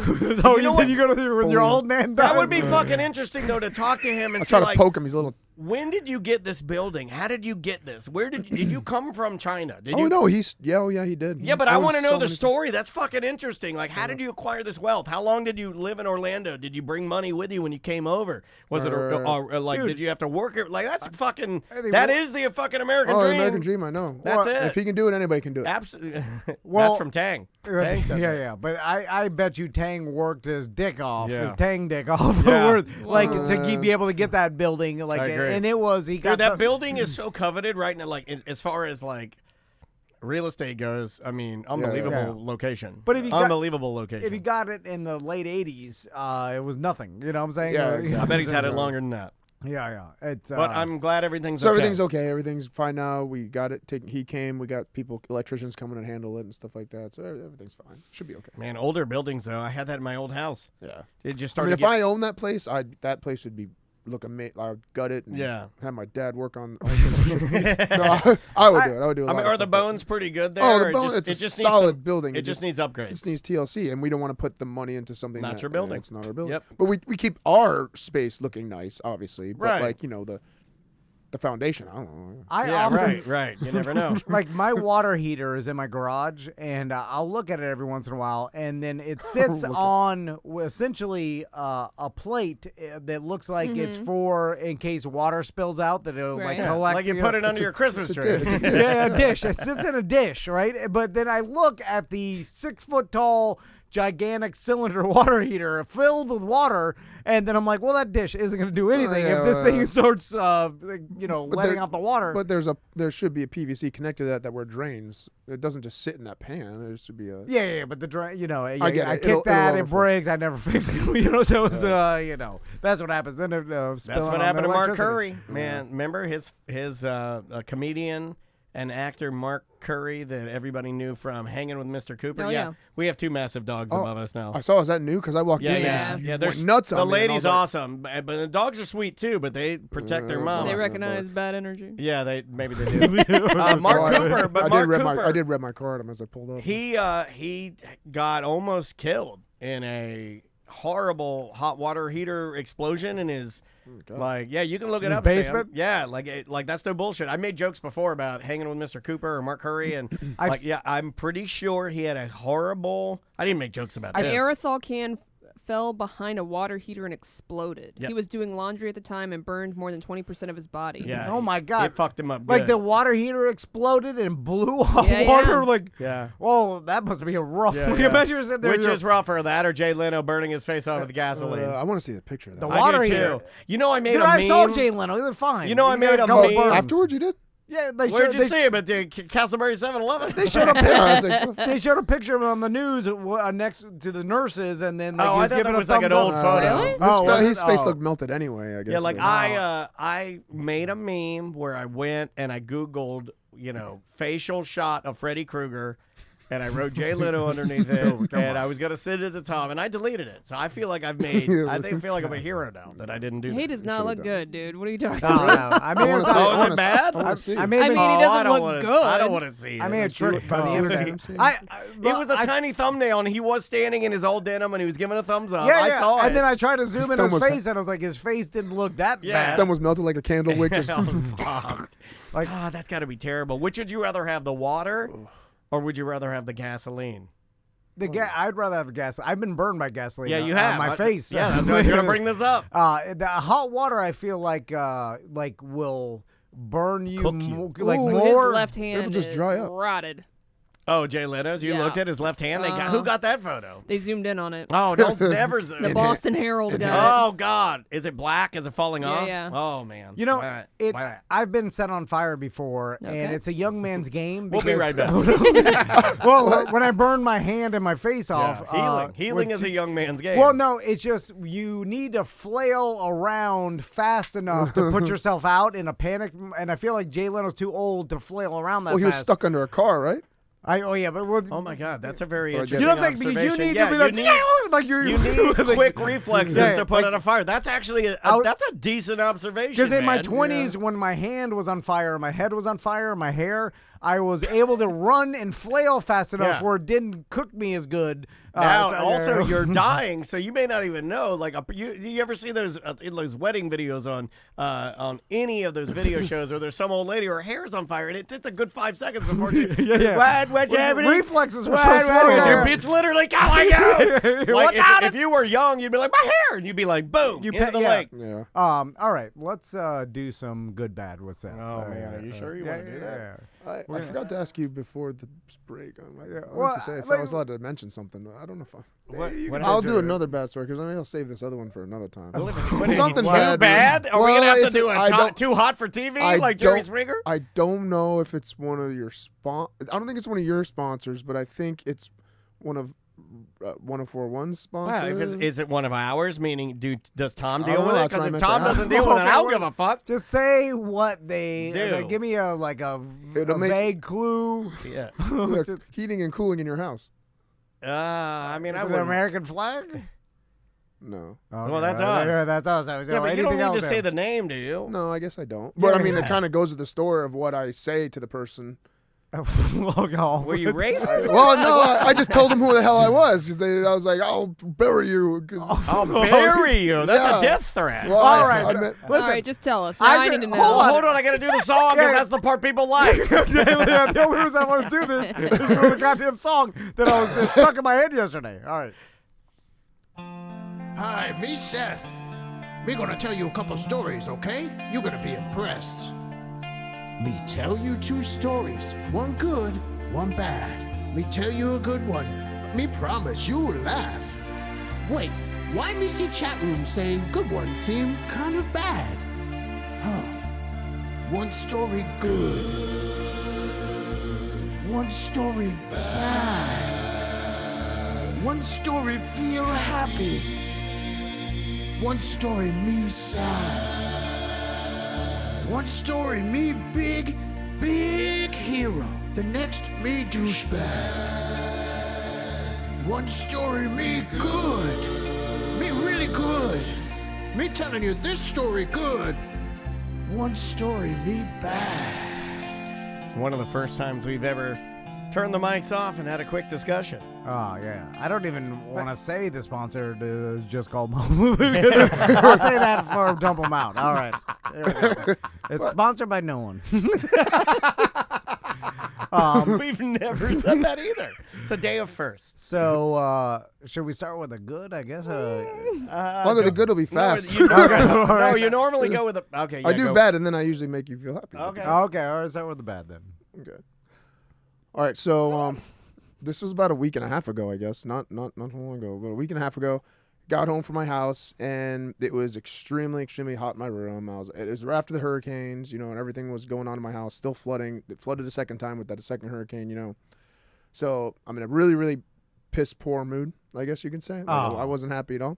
And then air was out. Called this company to come on out because they installed my AC to begin with, which was great. It was fast. Yeah. It worked. Okay. Everything was super with and it. I'm brand new. I'm surprised you didn't call me because Seth... He never uses our sponsors. Well, Seth usually texts me and asks if I have a hookup. Yeah, I don't know if you're like me, but... Because every hookup you gave me... Well, stop giving it to you. Every gift he's given me is not worth it. No, you guys are doing it wrong. Doing it wrong. You guys are fine with me. And now you guys wonder why I don't use any of his graphics. Are you going through the right process? I did exactly what you told me. Exactly. You have to. And the old lady's like, well, you got to buck through me. Yeah. When you go, awful. Right to the moon. When you show up, and then you have to overlook some things, and then it's always the behind. But if the you're scenes. like me, I use I know it might be wrong. I'm never looking for a hookup ever. I don't want to get overcharged. Yeah, and I want to save money. But if I'll use our sponsor, American Air and Heat, which is who we're not talking about. No, it definitely not. But if I'd use them, then if they put it in, I'm going to go back to them for the next time. If I have a problem, I'm going back to them, right? Same thing I would do with any product that I have, if I'm using Secured, if I'm whatever. I go back to them. I never, and it drives me crazy because I believe that you are the type of person where Tom is the type of person where he could wear I equate it to wearing Reebok socks with Nike shoes. It drives me nuts. I know it's okay. I know it's fine. No, you're not wrong for doing it. No, you're not a bad person. But why the fuck are you doing it? Yeah. Why would you do that? So that's what I equated. If they put it in, you call them to get it fixed. Well, that's just it. And it was only a year and 3 months ago when they put it in, and it broke. So I was like, no, this is not right. A brand new AC unit should not go bad in a year and 3 months. No way. All right. No way. So... If you never clean the line, Call Tang. I cleaned the Tang. line, but did you put the vinegar? I was doing bleach. You got to put the vinegar. I did some bleach, not vinegar. No, he saw the bleach. Bleach is too strong, man. Yeah, I know. But it was a big clog, and I just was like, no. Well, why was there a clog? Because it's humid and it's just moldy out there. It's like someone's putting the AC down the toilet. If you're pumping the AC in the toilet. So it's broke, and you call them. It's broke. It's broke. I call them. They come out.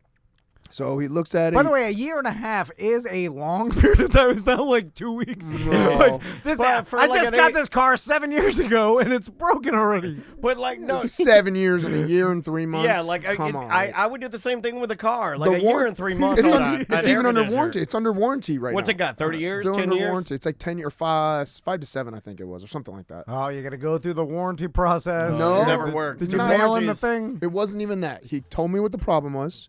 He said, all right. He's like, no big deal. He's like, what we can do is, this is under warranty. We take it out. We put a temporary one in so that way you're not without air, right? Okay. Normal. That's great. Sounding great. Sounding great. He's like, it'll take about a week to get the new one in, and we'll come in and install that. He's like,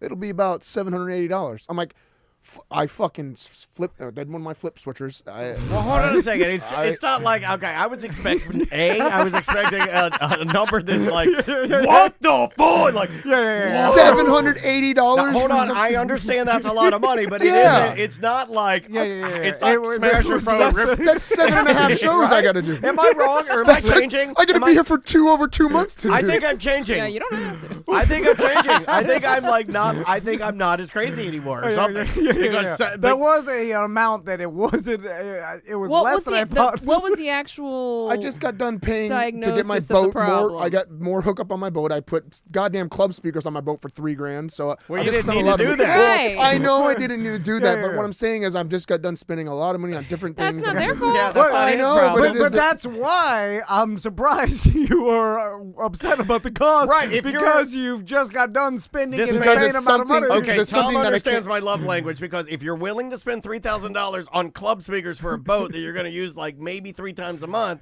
$700 to get ice cold But I get air. it. You just bought it and you were mad. That should have worked already. The AC should have worked already. I don't get to like hold my AC and take it places and be like, look how badass I this AC understand, is. but problems But you happen. got to sit. You get to sit inside in cool air. Yeah, but everybody and has use it that. every single day. Exactly. I could come here and do that.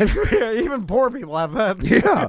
I didn't. So true. I really did go off the fucking deep end because I was already stressed out already from. So I'm gonna take my He's frustrations gonna out on take other this out people. on you, me beating Chad, me spitting, me pulling hair, Yes, me pooping pants. I picked up whatever I found next to him. It was in my tool shed area, so I had 2x4s. I picked them up. I go, fuck! I throw them on the ground. In front of the man? I'm right in front of the Oh, program. you can't do that. This is what children do in the mall. I start kicking them around. I walk around this the is house. Maisie and Claire's because I bought her friend a birthday gift and she didn't get something. But the whole time I was doing You're it, I was screaming fuck and throwing 2x4s around. This guy's probably scared shitless. He was scared, and I felt Was bad. he an old man? Because a lot of them are old no, men. he was about 45. Oh, I'm an old man. So he's your age. That's why I said no, he's not old. But the entire time I was screaming logic at him. I was like, how the fuck can Logic! this be under warranty? Sorry, I just envisioned that was good. The guy's like, I don't know what to do. You're throwing 2x4s. I'm just doing my job, sir. And I told him that. I'm like, I fucking know it's not your fault, and I don't mean to take it out on you, but goddamn, your fucking business is bullshit.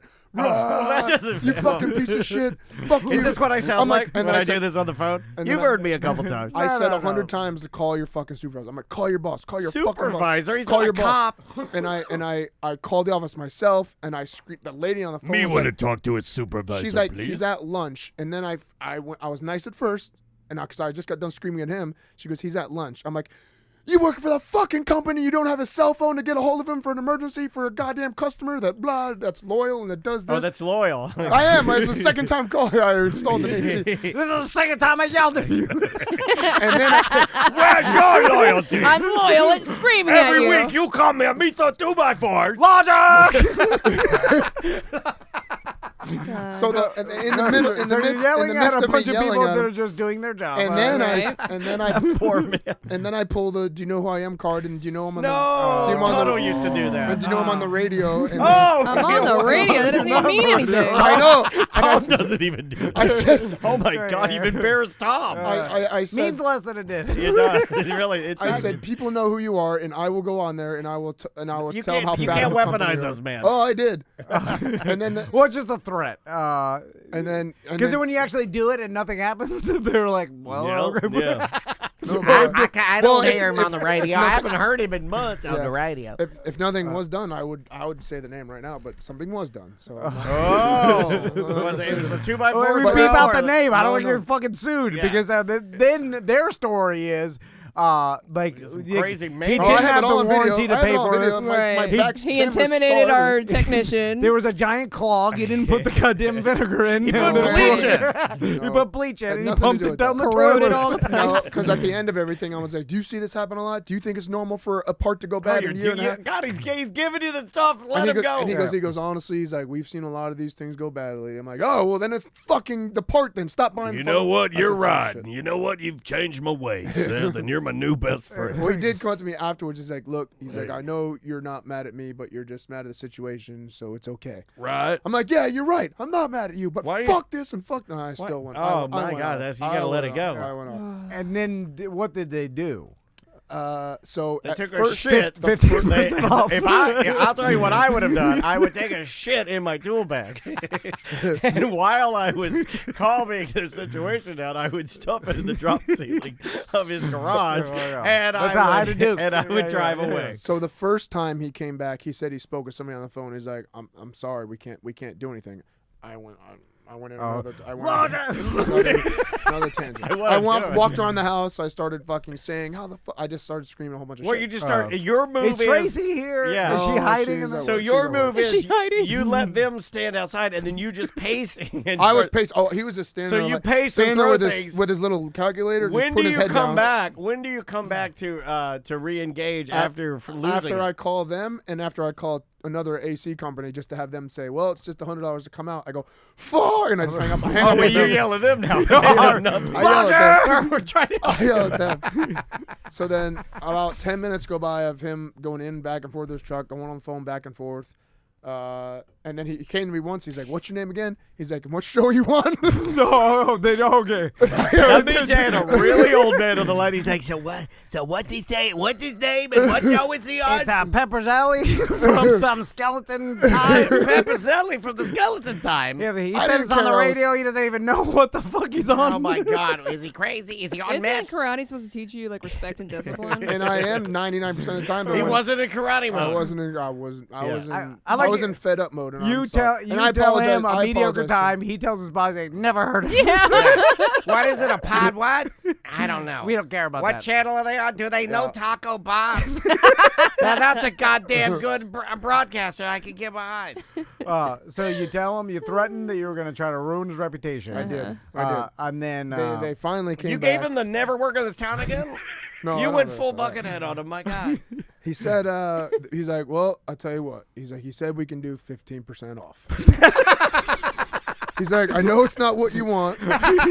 Oh, no. Yeah. It was about 15%. This makes us so happy. Because what they were doing was, listen to what they were doing. Listen. They were charging me to put the temporary one in and take it out and put the new one in. I'm like, why would you charge me to put a temporary one in when I'm already paying for the new one? I'm like, how long does it take you to put in? He's like, maybe 20 minutes. I'm like, and you're charging me $400 to put this in and take it out, and I don't even get to keep it? Temporary. He's like, yeah, I know. I'm like, no, and that's when I was another part of my logic argument. I'm like, how does that make any fucking sense? So he said what they would do is it wasn't 15%. It equated to about 15%, but he wasn't going to charge me to put the temporary one in and take it out. He's like, I'll put this in for free, and when the new one comes, we'll just charge you for that one.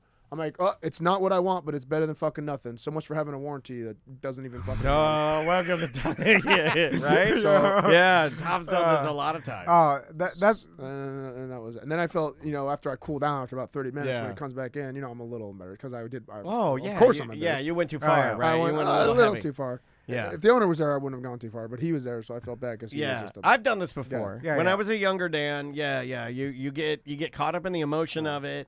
You can't believe it. It doesn't make any sense. It doesn't make any sense. Well, he gave you the old Mississippi switcheroo, and that meaning that you charge a bunch, and then when they get mad and start screaming logic at you, you start taking off those charges that never really were a thing anyway to make them happy to get back to the original price.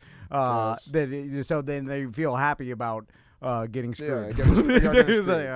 Yeah, that's how they do it. So you yelled at a couple people that had nothing to do with the actual business. So that was the it was one of my intent. Like, I only rage once every couple of years, and that was a rage moment for me. Oh, okay, that's like Haley's comment. Has there ever been a scenario where you did say, Seth Petrozelli, and then they bowed down and gave you exactly what you wanted? Like completely free? Or give him the emperor's platter. Because I will tell you, usually at that point, it's so far gone, and I'm so far pissed off and in a rage where they're like, get this guy out of this club now. You're like, there was one time in my entire life that I pulled that move. I've only done it once. And it actually worked, and it was we got pulled over by the cops. I was in the back seat drunk, and then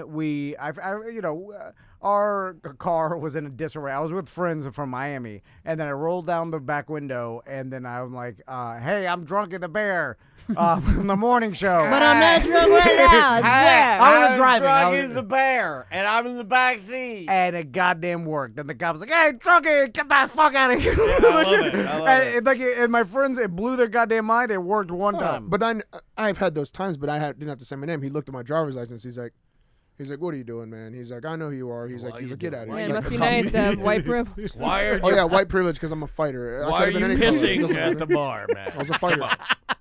I did one where I used it, and I'm not proud of this, but I'm also, most of the time when I've told this, people are like, yeah, I would have done that. I've never used that. I always took a stance on that. I never liked using any type of influence or any type of like celebrity or whatever you want to call it that people have ever thought that we have. But getting Andrea's, our wedding photos. Remember the... Oh, yeah. That lady was like, she went but crazy. that was egregious. She fucked over. You paid her. Yeah, she did. But you paid her a lot. I did. So and it was like one of these things where the person had an exemplary record until they didn't. It was literally a switch. It was like winning all these awards, best wedding photographer, and I paid my money. And then right about the time she had finished our wedding, it like no communication, nobody writing back, other people hearing from other people that are not getting their photos, but like you're looking on the internet, and this isn't like when the internet was like it is now. Oh, like, it is. It's a MySpace and some chat rooms. Yeah, but we're like, what is it? Yeah, and I told her, and it was really her husband that I said it to, because he was like reasonable. And I felt bad for him. I'll be careful what I say because I think she's back in the game and whatever, do your thing. But she still owes people some fucking do. photos. You I know that.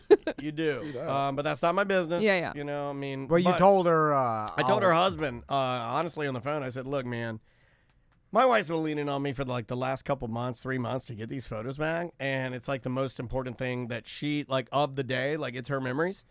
And if we don't get these back, I will start talking about this on the morning show I'm on, and it's not going to be good. And I said, I'm not saying this to threaten. I'm just saying that I don't want to do this. I just want my photos. Yeah, I don't have any other recourse other than to make this. And I tried to frame it so even if he were recording her, this is how paranoid I fucking am. I tried to frame it in a way to say, like, look. Like a mobster? Like somebody you're just giving an honest...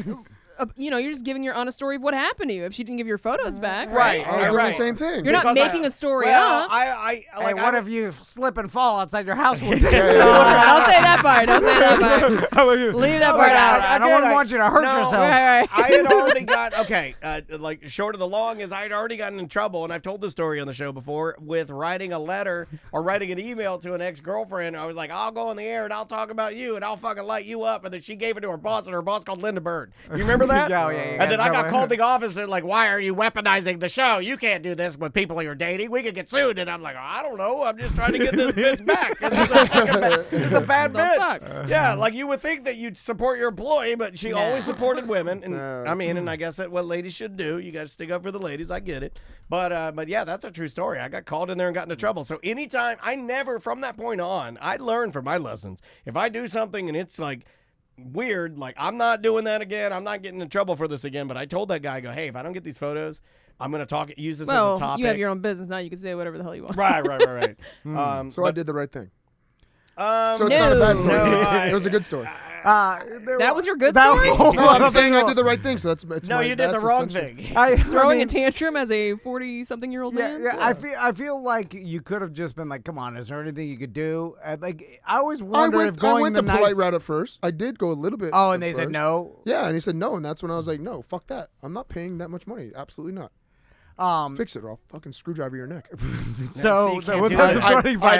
did not say that. Yeah, no, I know, but I know that's what you're thinking. Of course. You can't do that. Of course, that's why I did the right things, right? I've had to walk away from things before and just say, look at Andrea and be like, you got to handle this. No one was there besides my dog, and I couldn't have him handle it. So, what's the good story? I'm curious. It's going to be a quickie. If you blink, you'll miss it. It's like driving through a small town. I'm actually curious to see how you guys deal with it. Like, do you guys ever go to PetSmart or Whole Foods or whatever, and they ask you to donate that little $1 for this or that? Walgreens does it sometimes. Yeah, Publix. Is it always they ask you to round up type thing? I do it all the time. Oh, I usually. Well,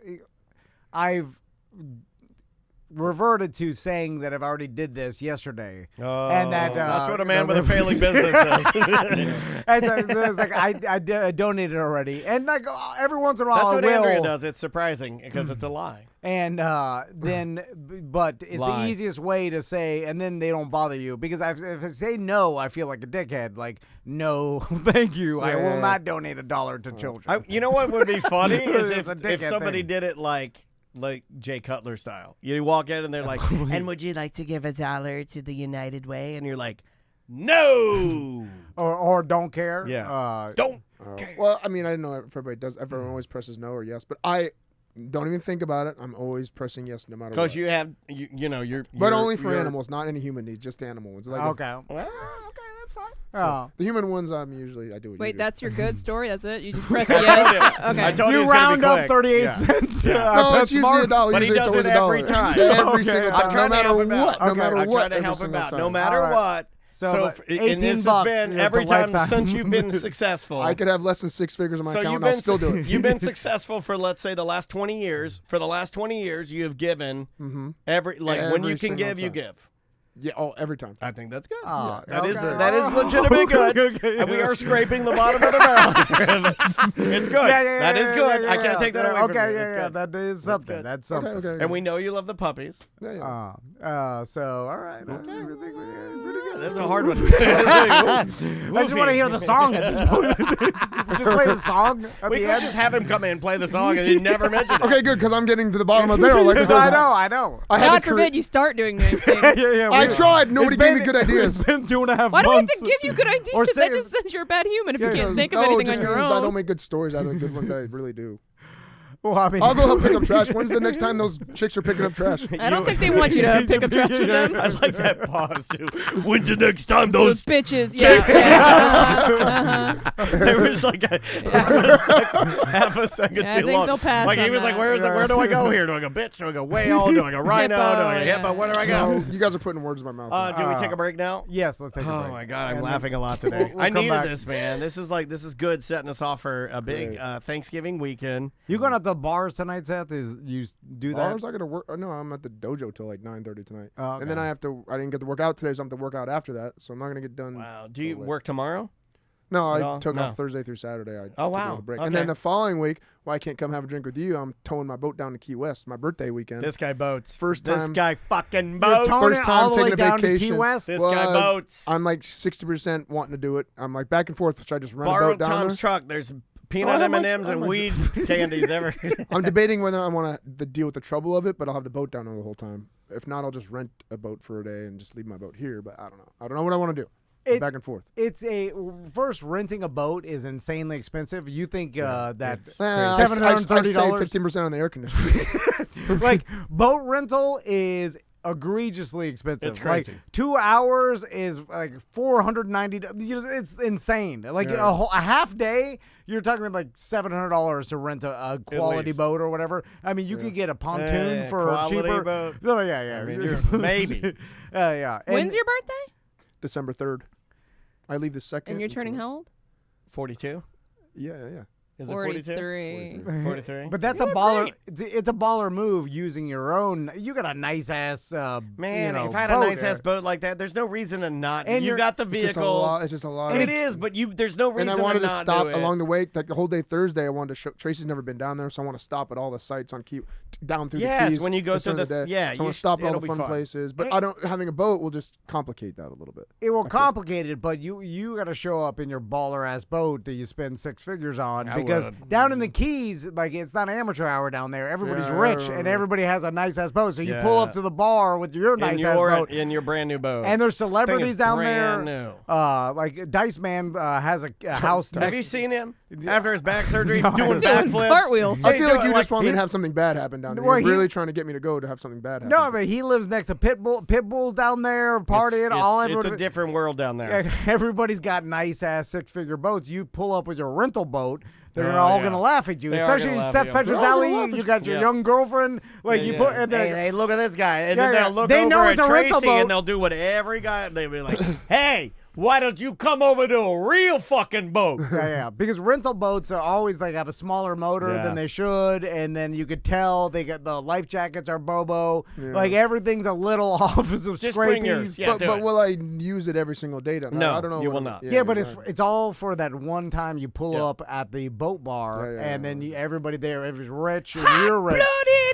Chicken seed. You pull up with a rental boat. It's embarrassing for Tracy. Doesn't even have a radio that works. Like you want people to be like, that's the guy that beat up Kimbo Slice. Tracy got that high side on with her ass hanging out. You got your muscles all oiled up. I've seen it happen. When we went to the Bahamas that one time. Is it just you guys, or you're bringing other ladies? No, just me and her. Okay. And my brother's meeting us down there. Like, oh, that's my brother, good. the people. You don't want to put your brother on some bobo-ass boat. My brother just got a new boat, too. He's got a little bag. Double boat party. Yeah. You gotta tow it all the way down there. It's all right. 8 hour you drive. just made it 75-25. I know it's a long. That's just 8.5 hours. Nothing will happen. Believe me. You only live once. Yeah. I think. Yeah. It's a brand new trailer. Once you hit Homestead, you're halfway there. You're goddamn halfway.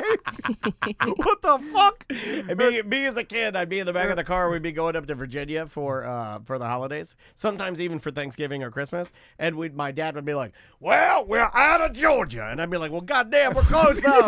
My dad would be like, "We got 7 more hours." I'm the 7 more hours. My God, how long have we been in Georgia? It's been taking forever. Yeah. I was gonna try to leave early on Thursday. That way we can see stuff because it's gonna get dark early. So I don't know. You're becoming an old man if you want to sightsee. I don't think Tracy wants to do that. She wants to I TikTok mean, like the stop at latest some spots. bars and like feed the tarpon, all the little sites. I know what that means. Then you pull off and your trailer hub glowing red hot. Yeah, because you didn't lube the bearings. Well, you think that's already done, right? That should be already done. It's a new trailer. Well, I mean, you go in and out of the water. You got to keep redoing. Like, you know what? I'm not even doing this. It only went once. Like it's splattered everywhere. It's like, oh, why is it so hot? Anyway, all right, let's take a break. Yeah. We'll come back with some Dump 'Em Out. Yeah. The name of the band is the National Parks. The name of the song is Eighth Wonder. We'll be right back with more Mediocre Time with Tom and Dan. 1-844-TOMNDAN. Show at tomanddan.com for emails. From where I'm standing, I can't take my eyes off of this. Like the Grand Canyon or the peak of Everest. Volcanic heart, water falling apart. I can't explain it, a sight to see, a breathtaking mystery. Oh, your love is like rolling thunder.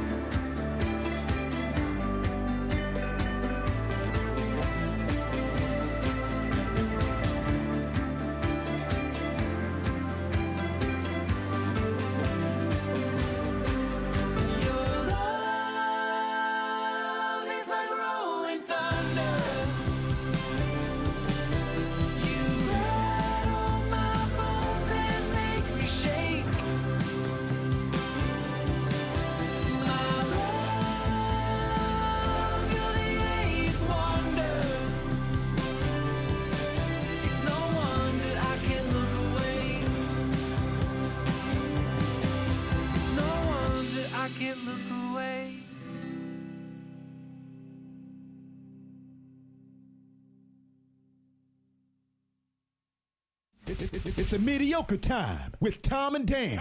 Put some respect on my name. Respect our name. I ain't gonna say it no more. You cracker ass motherfuckers.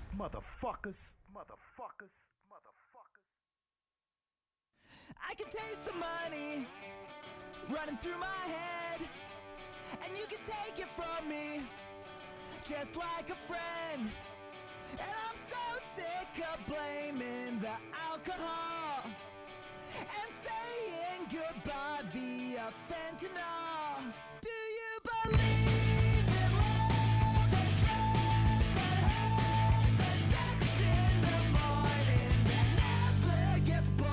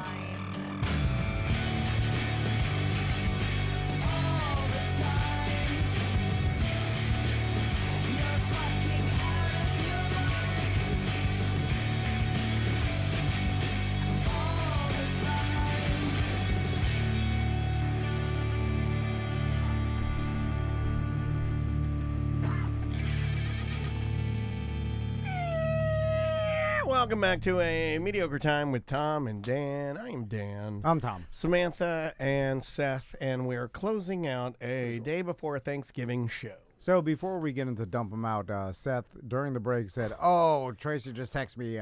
She wanted me to tell the other bad story where I You know what? That's a urinated wonderful... urinated. Is that what you said? Yeah. Thanks to Tracy for being a great member of our show community, for reminding him stories that we can get content out of. We appreciate that. I just thought it was a little too personal. Well, not personal, I guess.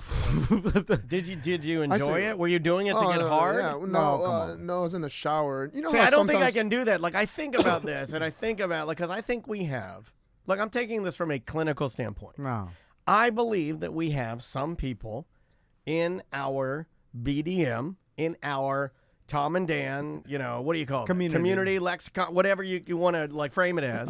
Because I went into the one Discord that they had a long time ago, and there was a BDM's wife, and she had aviators on. It's burned into my brain, and she had her mouth open, and the guy was and it was a huge arc, and he was peeing the yellowest vitamin piss into her mouth. So it is confirmed that there are people within our community that like being peed on. All right. Yeah. And I'm trying not to shame that, right? Interesting to find two people that were into it. That must be fetish luck, right?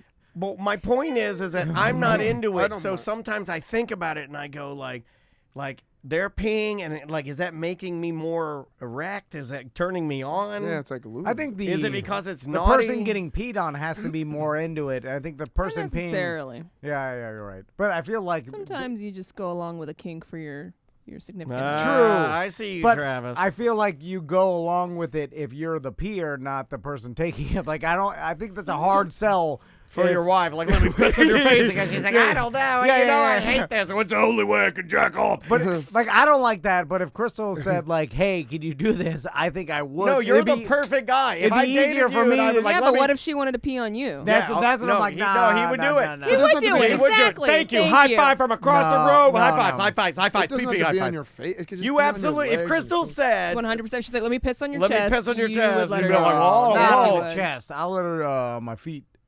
I'll let on your not your chest. Oh, not his covenant. Shut up. She doesn't want the backsplash off those nasty feet. But it's also too awkward. I'm sitting there. I'm like, make her feet cleaner. I'm not doing it. So what happened? So no. So in the shower, she hates pee. Like when I pee. She doesn't pee in the shower. No, she does not. That's pee in an the shower. elevated human. She does not pee in the shower. She hates when I pee in the shower. Because your pee stinks because all your supplements. She says it does. You got but I don't supplement smell pisses. it really, but I mean, I guess it's maybe. Dude, it's you got my smell, supplement pisses. But it's you not pee, it that smells like a it vitamin used to be shop. a lot worse. But I drink a lot of water, so it's like Doesn't it's matter. Really clear. You also take a lot of vitamins. Anyway, occasionally I'll go in the drain and her feet will be by, and she'll scoot back and she'll be like, ugh, and she'll get mad. Wait, you shoot right for the drain? I shoot right for the drain. Okay. Sometimes it's you know what I do? a little True bit. story. I look for Andrea's Suave shampoo bottle. Come on, man. Suave. We're on a budget. Everything with Andrea's a budget. So and I piss all over them. Come on. Nice. And they're the pump ones because I know she's got to touch that. It's my way of secretly knocking her down. So last night I was just in a mood and I had to pee really bad. Like Did you go up? I stretched my penis up to about my belly button. I pinched the tip of it off. You don't need to stretch your penis to your belly button. You got a big ass penis. And I pushed so it came right to the tip, and it's like building up a lot of fucking fire hose pressure. You got the back and pressure. I aimed it because she was kind of like had her eyes open doing her hair, and I wanted to aim it like right by her boobies and like skim, like go right by. That's too harsh, man. This is bad. This is a bad story. And I got right. Like all over you her peed on chest, her tip. right on her You tip. peed on your loving girlfriend's tip. Come on, we're all grown adults. We are. You're a business owner. And I'd also like your to remind business you, was just on fire. There is some. Okay, right me right you just now. had your business on fire. Yeah. What do you think Mr. Tang would think about this? Would Mr. Tang like, oh, Tracy? Imagine if Mr. Tang heard this. Yeah. Oh my God. You like it. A monkey pee very fast. God damn it. Sorry. You're dragging me into your side. I know for a fact that there are people listening to this that I believe that there is a woman or man in our listening audience right now. Email me, show@tomandan.com.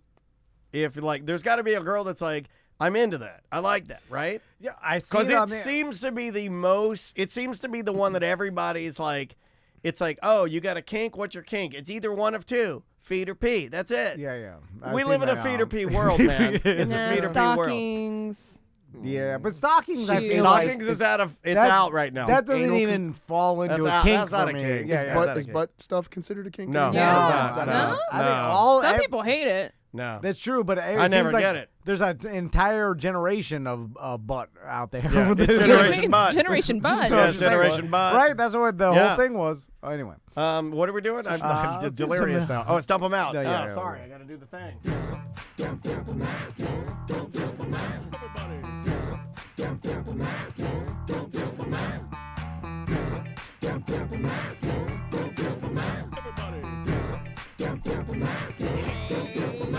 We got too many topics on the list today. It's the end of the motherfucking show. So come on, baby, let's dump them out and play. I want to see your topics. Ooh, I want to also see your bottom mix.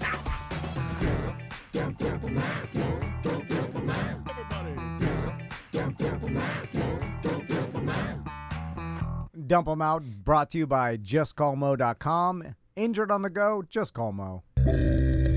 All right, Sam. What do we got first here? Do we want to start with the Full Sail Labs?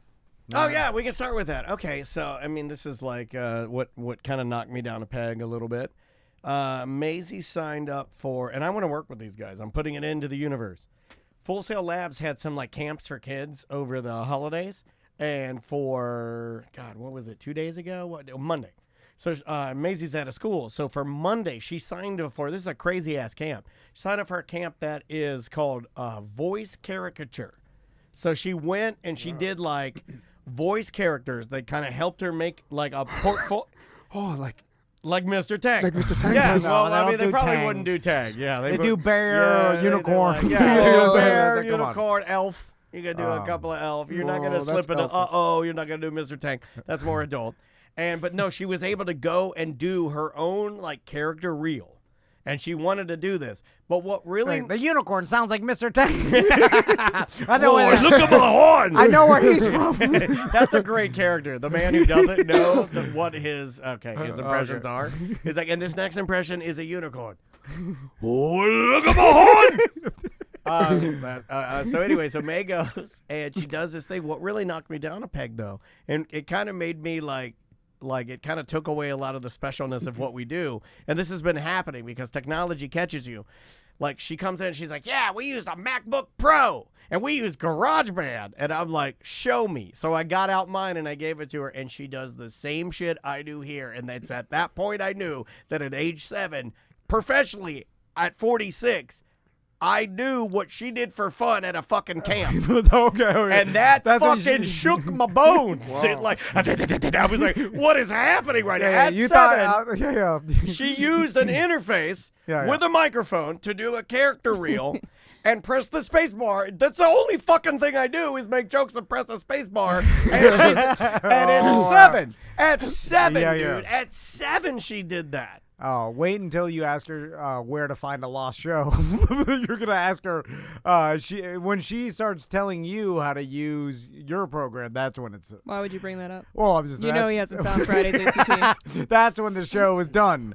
That's when you're officially an old man. I'm missing a file for Friday. I'm missing a file for Friday. I'm off my game. Oh, God. I know, Maisie. I got to find the files. I'll just slide her in here, man. Like, you guys need a younger person anyway, right? And I'm the oldest member here. Just slide her in, man. Is there now? Okay, so I've seen this a lot where like the kids go and work at their parents' business, right? Yeah. And there's always a time where the kid knows more than the parent, I feel like the parent never admits to that. Like, but everybody around them and in the business and everything knows like.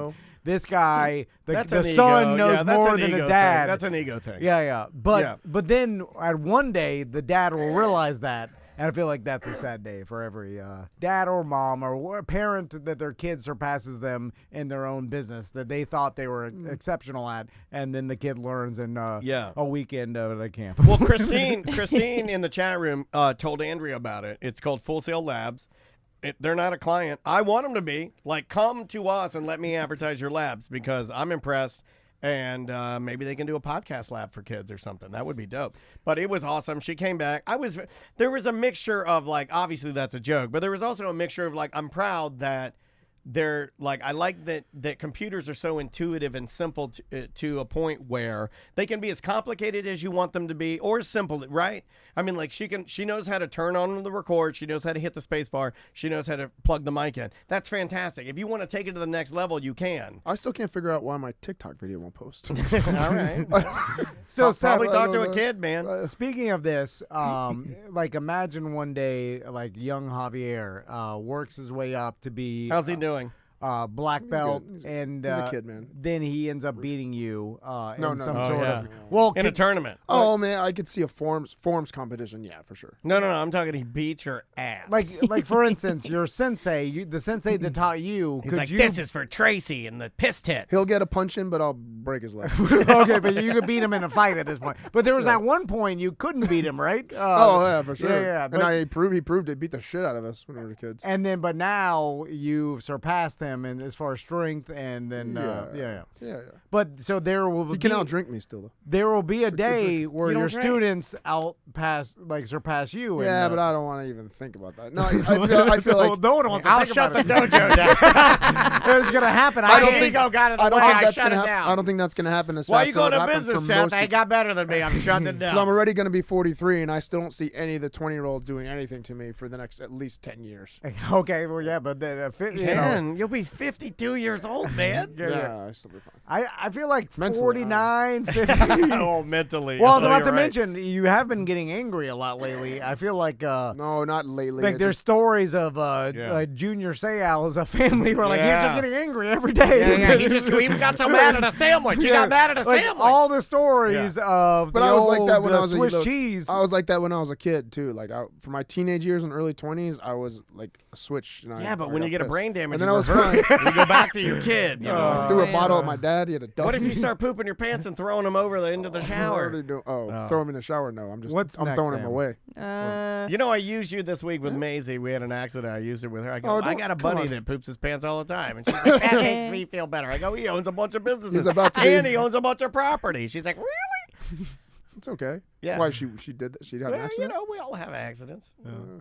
Tom, you made fun of a listener last week that was wearing his mom's Crocs in the studio. Well, okay, Seth will back me up on make this. fun of him again? No. Doubling down. Well, he posted That's not accidental, dickhead.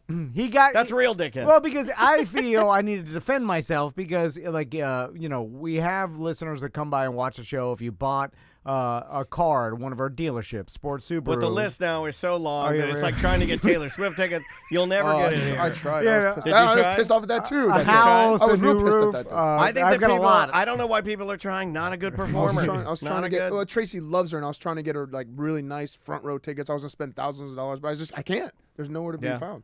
So gotta join the fan club. They're out You're not there. a real fan. But you just gotta pay top dollar. I'm not paying more than $2,000. That's nothing. You can't even touch them. Can't even touch them. Bullshit. I saw some for $350 somewhere. So yeah, but they're bullshit. The listener came in, watched the show. I was doing my thing where I tell them some stories. I get to know them a little bit. You wait till I go pee to do that, right?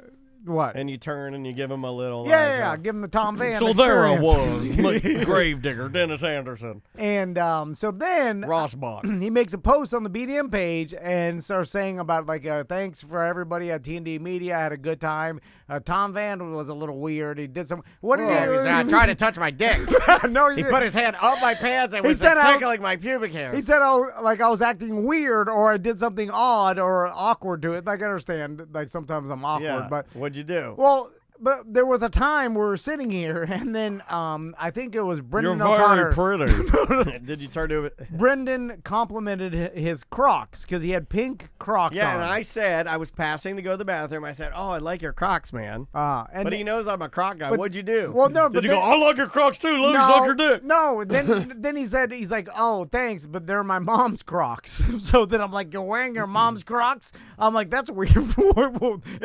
It's weird to be wearing your mom's Crocs, right? But why'd you have to yell it at him? Why not just keep it to your fucking self? Why don't you just say, like, think it in your mind? That's what I tell my daughter when we're at the grocery store. I'm like, think it in your mind. No, well, because but when you say out loud, I'm wearing my mom's Crocs, then you have to expect There's people no to obligation there. No, I disagree. There's no obligation to react at all. No, but someone's going to ask a follow-up question like, you're wearing your mom's Crocs? That's weird. What, like, who? Your mom's Crocs, who? But in what scenario? How many people are wearing their mom's Crocs? Like a middle-aged man. The things that make you mad are maddening to me. That doesn't make me mad, but I wanted him to. It made you mad enough to lose a listener. Now this guy canceled his BDM. He said you weirded him out.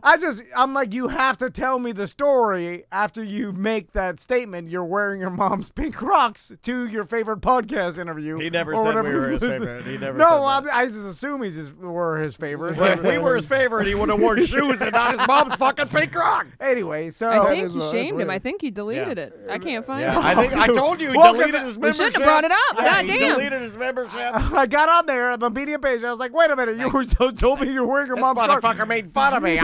Fuck you, Tom. I'm canceling. I was 1095. Is that bad? I feel like you say something that is like brings like on leading us. Yes, leading us. Yeah. Yeah, I see what you're saying. He's too sensitive. Yeah. You're telling me you're wearing your dad's underwear. Then I'm like, what scenario? I do this. Well, I think Let me he put said it on because me. they were pink. Let me put it on me. I do this a lot. I've been trying to not do it. In 2022, I think I've done a good job of being better at it. I still do it occasionally. I'm reading something and I'll do this. I'll be reading alone and I'll be like, and you guys are with me. I'm on my computer typing and I'm like, wow. And I want you guys to ask me what I'm talking about. Okay, you know what I mean? Like, everybody does this. And like, you're chirp fishing. I know. I'm chirp fish. Yeah. Sam does it sometimes. You never I don't do necessarily want anyone to ask me about it, though. Okay, I'm just all right, legitimately that's good to reading out know. loud Okay, and then that's have good a to know. reaction. Yeah, That's yeah. good to Sometimes know. I don't. I'm not fishing. But then, Okay, but fair then enough. I feel now that like I know that, I'll be able to respect it better. Just ignore her then. But I feel like Right, if I that's Like don't you do every other time, yeah. no, but if you don't ask, then I feel like they're thinking like this guy doesn't care about me. He's not asking about why And I you're scoffed right. at something. Yeah, now you get it. Now you get it. Anyway, what's the next topic? World Cup Santa Claus. I hate World Cup Santa Claus. I hate the Rackatoo Santa Claus. Like, I hate the new skinny buff Santa Clauses. They're they're making cool. Santa Claus into a cool dude, and they're like, it's John Hamm as Santa Claus. It's a Rackatoo. It's like some dumb company. Yeah, he's got the part, and he's got got cool a razor part. He's got an hair. edged out. Oh, the edged out beard. Beard. You know, like no, I hate. It's cool hipster Santa Claus. I don't like that. That is not Santa Claus. First of all, Santa Claus does not have an edged out beard. He doesn't have time for that. Yeah. He's got a curly He has all fucking year except one day a year. What do you do? No, but he doesn't wear it like that. He wears a curlier, fluffier, nice, like a Santa Claus beard. Yeah. And he's got long white hair. You sound old. Well, no, I like a traditional Santa Claus, man. Not my Santa Claus. I've always been this way. I've always been this way, and that goes with yeah. Black Santa Claus. Black Santa Claus is completely awesome. I'm just But saying. he needs to be fat and jolly. He needs to be fat and jolly. If he has a fitted suit on, that's not Santa Claus. That's some European soccer bullshit. That's not Santa Claus. Santa Claus is fat. He needs to look like a homeless man or a biker that just put on a Santa Claus outfit. Thank you. There was a Santa Claus. I went to a wedding this past weekend, and the father. You go to a lot of weddings. The father of the bride plays Santa, so he looked just like Santa. I'm like, holy shit, fucking Santa Claus at the wedding. Did you get a picture with him? Santa? No. Did you talk to him about it a little bit? No, he was a cool guy though. We had a beer together, but I didn't talk to him about the Santa thing. You had a beer with Santa? I had a White Claw with Santa. Are you going to dress up as Santa at Toll Road Brewing, Tom? I will not. No. Are you gonna do the meadow?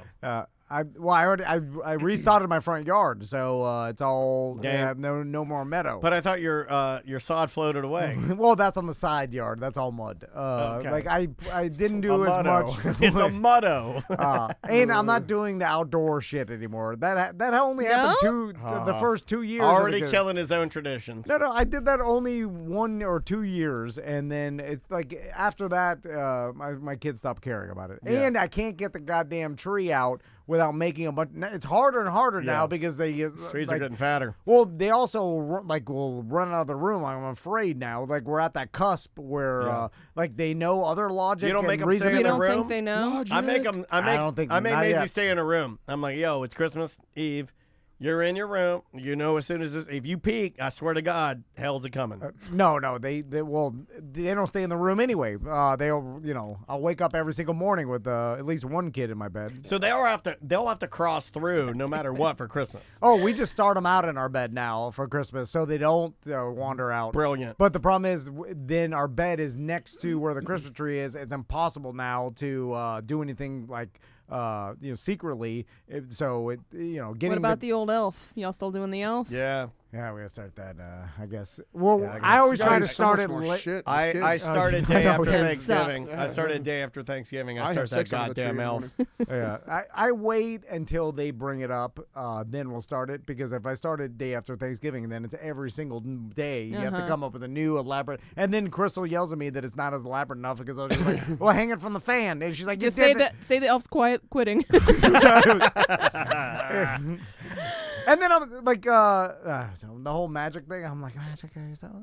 Still believe in magic? Where are we at on magic? Where are we at? What else you got? How to make popcorn. Oh yeah, I'm the best at making popcorn. Or so says my daughter. Do you guys make popcorn? No. Crystal does. But I need to talk to your wife. Does she puts the oil? Oh, she pops it in this thing. Yeah, I got a whirly pop. Yeah, I got it's an aluminum bucket. I bet there's better made ones too. And it's got a rod that goes through the handle. And then another rod comes down and has two little rods that lay on the bottom. And you fill it with a little bit of oil. You put a couple kernels in. You get it on medium high. And you slowly roast those kernels until they pop. When they pop, you dump a whole cup in there. And you pop up all the popcorn. You salt it and away you go. Yeah. She does something like that, but she doesn't use the apparatus because we had that and then we didn't clean it properly. It got rusted. Like it's too hard to clean. Yeah. You gotta clean it. So she cooked it in an old black pot. like a witch. Old black pot. A cauldron? But she knows that. I've never done it in my time. I've never cooked I've had popcorn. hers. It's good. I've never made popcorn. I love popcorn. My Give me your entire recipes. life. Send me your recipes. I've never please. even microwaved a bag of popcorn. I haven't had corn in 10 years. I fucking hate microwave popcorn. It sucks. You're out of the corn game, right? It's useless grain. Yeah, it is real bad for you. It literally does nothing but turn to sugar in your body. It makes you fat. And you poop it out. Corn just makes you fat. That's true. Yeah, but it's a process of eating it. It's salty. I don't eat for pleasure. I mean, one time a week I eat for pleasure, but the rest of the time it's the What'd you have this your week? machine. Pussy. Hey, come on. What'd you have this week? What I have this week? Yeah, for your cheat For your meal. Oh, well, I was at the wedding. meal. I was at the wedding and I had au gratin potatoes. It was so fucking good. Just it a was so side of au gratin, but that's what most of us have with our. So you deprive yourself of it. But popcorn, I wouldn't even. It's not even worth it because it's not even that. Yeah, I'll great give to you that, cheat. but- It's just unless it's like caramel popcorn. Well, that's the the thing. au gratin potatoes. I just had do- a whole big thing aside. I need to get better at it, but I just do oil, and I How need often are you eating popcorn? Maisie loves it, so that's why. And most of the time, if you just follow the money, right? Multiple times a week? Follow the Maisie. I make 2 batches a week. Wow. And the family eats it because it's a healthier snack than most bullshit. Well, yeah, I give you that. Because it's oil and salt. Like, that's it. Well, what kind of oil are you using? That's the thing. I need to find the best for popcorn oil. This is coconut oil, I think. Well, the coconut oil goes back and forth with who you talk to if it's healthy. Right. You're exactly right. But like, try I want to know what I'm supposed to use. Like try some avocado oil. It has a what's high the heat smoke point of of ghee? Because like if you talk to a lot of people, ghee? like it's clarified butter. But like, I know what it is. But it's good for. It's better supposed to be it's better for you for than you, like yes. a lot. So I try want some avocado oil. Okay. It has a high smoke point, and it tastes good, and it goes good would go good with popcorn, I'd assume. Okay. Does it taste like avocado? No, it doesn't taste like avocado at all. Coconut It's oil, green. like depending on what you buy, it doesn't taste like coconuts. Yeah. So, but send me your popcorn recipes. I'm getting really into it. And it made me feel good to have. Maisie came home and she's like, "Hey, I got to tell you something." She was like, "I was at lunch and I was eating my lunch, and because she'll take some popcorn with her, and she's like, and my friends all told me that you make the best popcorn." And I was like, "Really?" That's why I had you write it down as you make the best popcorn. I'm like, "Really? I make it?" She's like, "Yeah, they love it. They love your popcorn." Sell it like the Boy Scouts. No, but I was just thinking, like, I got really, proud. Yeah, proud I was like, moment. "Oh my god!" Like, I do Popcorn I power. was like, so now I got to like, if I really am gonna get the compliment of like some children saying you make great popcorn, sir, then I owe it to them to try to up my game and you're make gonna it try to change it. Don't change it. You already got to go. But You it's just- that Well, hold stupid on. Orville Redenbacher pre-made. I'm sure it's They some- don't know that. Just stick your name on the side of it. No. I'm not selling it. I just like I want to tell them. But you're not like making a brisket or something. And once it pops, it's just done. Can't Like, stop. Right. Well, I'm just saying, Right. it's like so. But it's the love of the care, and I really spin the kernels, man. Oh, but yeah, I'm spinning that thing. I never let it sit. I never let it burn. Oh, Every kernel pops. Tell me when's the last time you found somebody that can control their heat like that? Tell me the last time you found somebody that can control aluminum. Not that impressed. I'm just saying. You should be. It's aluminum, man. You can't control heat on aluminum like I can. I just feel like it's the easy. Again, I've never done it, but it's like you're popping popcorn. You how sound like it the seems internet. Like It's a bunch of people that have never done it. How hard could it be? Yeah, I don't know. How good? I mean, like it's I will everybody br- makes you want the me to same bring popcorn. you a batch? I mean, After the or during the holiday, I'll bring you a batch. Holiday popcorn. I'll be like same shit. Like, I don't know. I've eaten popcorn before. He's so mean. No, I'm not mean. You're I'm the just, bad one. This is why people say you're the bad one. I'm not mean. I'm just how different could it be from realist. some other popcorn? It's all the same shit. Anyway, Let's move on before I get more sad. Hockey game bailing? Yeah, everybody likes to big talk about like, oh, I'm gonna buy hockey tickets and go see Dan and do an unconventional hockey Thanksgiving. Oh, and everybody until the day before when a lot of people are like, oh, Can't make it. My no, you know what it is? My family found out I'm doing this, and they're really guilting me about it. And I'm like, oh my god, what the fuck? Oh, yeah. Because they tried to big dick it when they found out you were doing it. Like, Yep. I'll do that too, buy the tickets. And they're like, I can't go. My wife said, well, you're an No. idiot. It's been more like, what I've been hearing. Like, I've got 2 people. I don't want to make them mad at me. I've got 2 people that are bailing now because their family found out that they were going to the Solar Bears game with me in Section 118. And then they were like, well, I mean, that's fine. You can do whatever you want. It's the same story. They're giving them the guilt trip. They're like, do whatever you want. If you want, we'll be here by ourselves. Exactly. Fine. Exactly. And that's bullshit. I think that's bullshit. Yeah. And I'm the type of person where when I commit to something, like when I tell you I'm going to be at something, I very, very, very rarely do I change. Yeah, even if my like if I committed to the hockey and then my family said, yo, we really want you here, I'd be like, I'm sorry. I already told some other people I was going to the hockey. Mm-hmm. But I am in the minority. Most people will always change plans for family. I am not as loyal to my family maybe as other people are, or I'm just more loyal to the original plan. You know this about me. Like, I'm not... Just because I don't care who you are, if the plan's the plan, I go with the fucking plan. I'm little plan Dan. It behooves everyone to have a flaky reputation, like myself, because it benefits you in 2 ways. One is that you could say you're going to anything, and then they're excited at first when you tell them that, like anybody is. Like my grand opening. Right? Yeah, where you're like, I'm gonna go, yeah, and then they're excited, and so you get also Halloween party, right? Did everything. He was gonna go everything. There? Yellowstone. You got another chance for my New Year's party. I got one more coming up. I'm taking pictures this weekend for it. And here's why you're taking pictures for the invite. Yeah, I got a whole future costume. It's really cool. And future costume. Here's why it's beneficial, because the flaky reputation, it doesn't dawn on the person until later on that you're never gonna show up, and that's when they remember you're flaky. Yeah. And then they're like, oh, this person will never show up. But it's already the transaction at the beginning where you're like, hey, come to my birthday. And I'm like, yes, I will be there. And then they're like, thank you. And then later on, like 2 days before their birthday, they'll remember like, oh, Tom Van's never gonna show up. Yeah. He's flaky reputation. And then they get mad at themselves. They're like, I should have not even invited them. It's on me because of course he's not gonna. And then when I don't show up, they're like, well, that happened exactly. So you get best of both worlds. You get the initial happiness of the person. There's so much dysfunction in this. I mean, but I know what he's saying. But then they blame themselves for even inviting me. And that's why I'm allowing even what you're saying to enter my brain. And I'm like, yes, there's some truth to that. Everybody should have a flaky Andrea reputation. and I talk about this. where like we're not. It's not that we're not. No, because then you get people that start to hate you for flaky. Well, that happens after a while. Down the line. It's not that we don't love our families or anything. It has nothing to do with any type of loyalty whatsoever. Like, we're just bigger on, like, if somebody said, like, hey, you should do this, and then somebody else comes back to us like, oh, we really want to do that with you. And if we're like, all right, it's settled. Once we've reached that point, like, the only way out of that, in my mind, not to sound like I've got my claws in you, but is like, oh, we can't go family, like, why would you, like, or like, we can't go because, like, the kid was sick or somebody got hurt or, like, an emergency. Why would you instantly go, well, sorry, I have to do the family thing that I'm already telling you I hate? I'm telling you in the text that I don't want to do it, but I've been guilted into doing it. Why are you choosing to do something you don't like? That doesn't make any sense to me. Why can't your family be secure enough in their family-num for you to go like, yo, I already got plans to do this. I'm going there. And they're like, oh, man, we got the Well, why'd you invite me? I was like, why don't we all go? You're just going?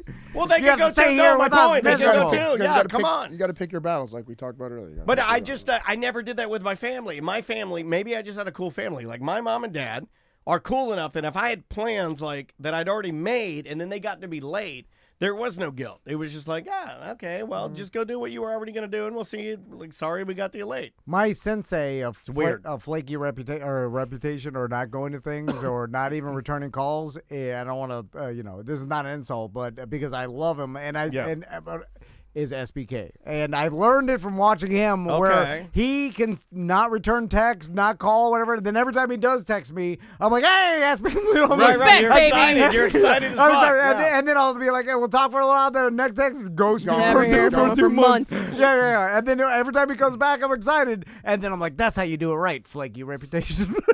Like, you just say you only say that because you're flaky, too. No, I don't. When you're not the flaky one, you hate that shit. Well, then I'm just saying, it's better life to live.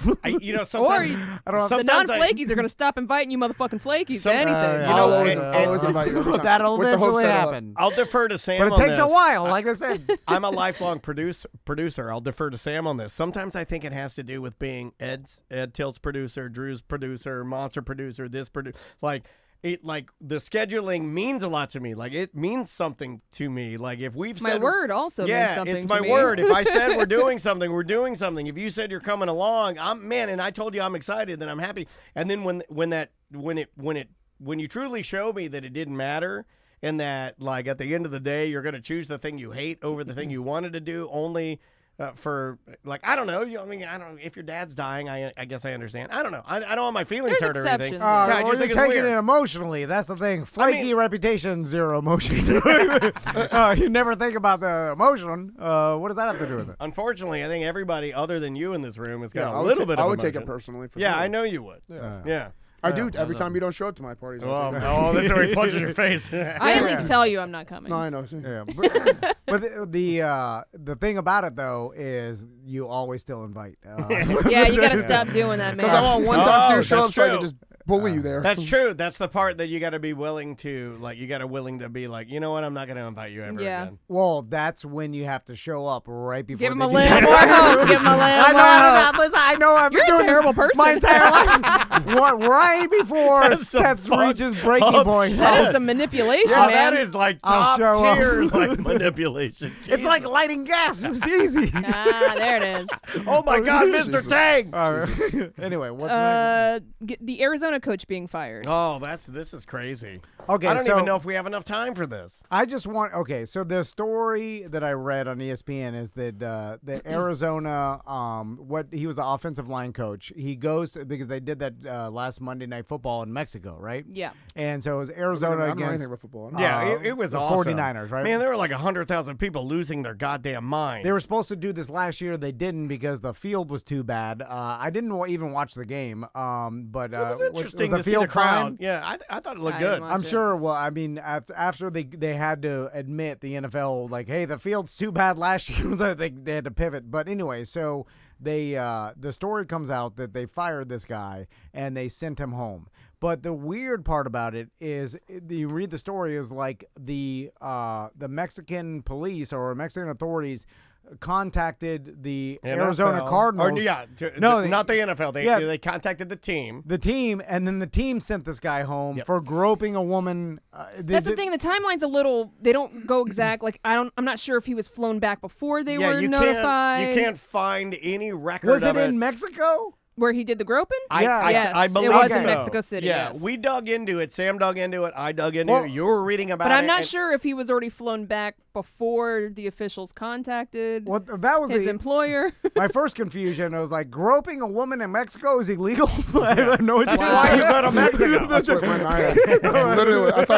I thought people go to Mexico. I'm joking. Anyway, but so then what's weird about it, though, is that the Mexican authorities called or contacted the Arizona the team, but there was no why didn't you? You are the authority. Why are you? That's what I'm saying. He may have been flown back before they were able to arrest him, is what I'm saying. Oh, I don't know. The timeline is sketchy there. See, I can't find anything about that. There's nothing about an arrest. It sounded like they called them the police sometimes. Because it happened Sunday night. He was flown back Monday morning. The only thing I found that was weird of any merit was I found a tweet from somebody that said, some journalist that said that Hard Knocks was filming at the time and that they were currently scrubbing all the footage of the, quote, Mexican incident. So here's what I think happened. I don't think it was something where the cops would need to be called necessarily. Maybe, but there was footage of it, and I do believe it was scrubbed, and I do believe the NFL's protecting them, and I do believe that they sent him home and fired him, and I think we'll never find out. Yeah, just something. That's what I believe. I believe we will never find out. What was he doing? Was he at some a bar or what was it? Is this an Urban Meyer where the white jeans are on you? You're in your own. Is he a married man and stuff, or is he just? I believe he is. I believe he is. Damn, what an idiot. It could be wrong. They could be estranged or Well, and while we're Divorced. on like celebrity news, the old Todd Chrisley, yeah, from Chrisley Knows Best. Have you heard about that? Me and Andrea used to watch this every night after wrestling. We'd watch wrestling right into Chrisley and then fall asleep. 12 years Yeah. he's going to prison, or at least that's the sentence, and his wife 7 years for nuts. tax evasion, wire fraud, and like a bunch of other fraud. And but it's when you read all these things and you're like, oh, he frauded $30 million from the banks and stuff, and then you like he didn't pay his taxes and stuff. You're reading this and then you're like, God damn, they gave him 12 years. But what did he do? But I think it was, and the chat room I think is going to know more than me. I think this was a pattern of behavior, and the reason the book was thrown at him is because this has happened before. Yeah, yeah. Well, he's been doing it for years. Yeah, but I remember like he'd gotten into some trouble and then he'd always like get out of it. He'd get into some trouble and get out of it. And it seems like when this does catch up to people, people are like, "We're done fucking around with you. You're done." I am fascinated by the person that can live their life essentially. Now, I don't know if he can't sleep at night and this is tormenting him, but it doesn't seem like it is. But like, how do you live that life? Like the Bernie Madoff, in a giant mansion, baby. I know. Traveling around the world. But how?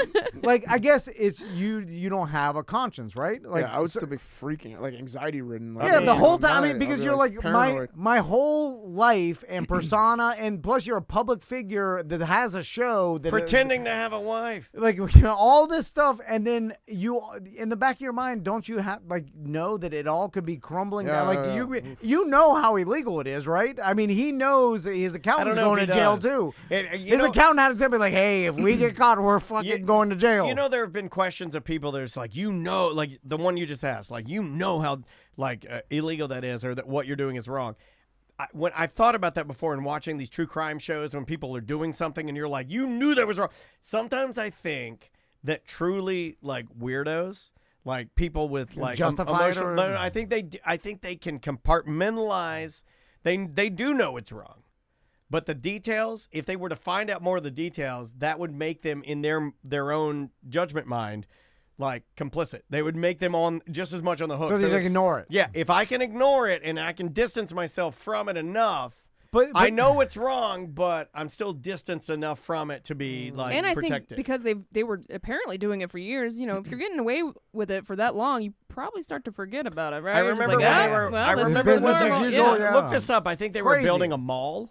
I think the Chrisleys at one point were getting investors. This is probably what it's all wrapped into. I think they definitely were doing some real estate They were building a mall. Like I think they wanted to build like a huge fashion. It's a company like department place. store. Yeah, like they wanted to make a whole thing. Then I guess his lover. Has anybody ever watched the show? What is the show even about? It's about their life. It's your standard reality show. Kardashians, basically, with this guy. But it's like Georgia redneck, like not Georgia rednecks. They're like Georgia wealthy people. Like they talk all very southern, and they got like southern things and mint juleps, and we'll have this and do that. We're taking grandma down to get her nails done, but we're rich and we got Land Rovers and stuff. Like that. The opposite of Tang. Opposite of Tang. Gotcha. But yeah, it's like and I used to watch it and be like, oh, this is funny. Look at him. I think he's kind of gay. Not really, but it is. There's the guy that came out. He's the guy. Oh, it was. Turns out it was. So and then you had the wacky daughter, and you had the son. You had a young son, and then a younger son, and the young son was like the whipping boy. Okay, so they were like big in real estate.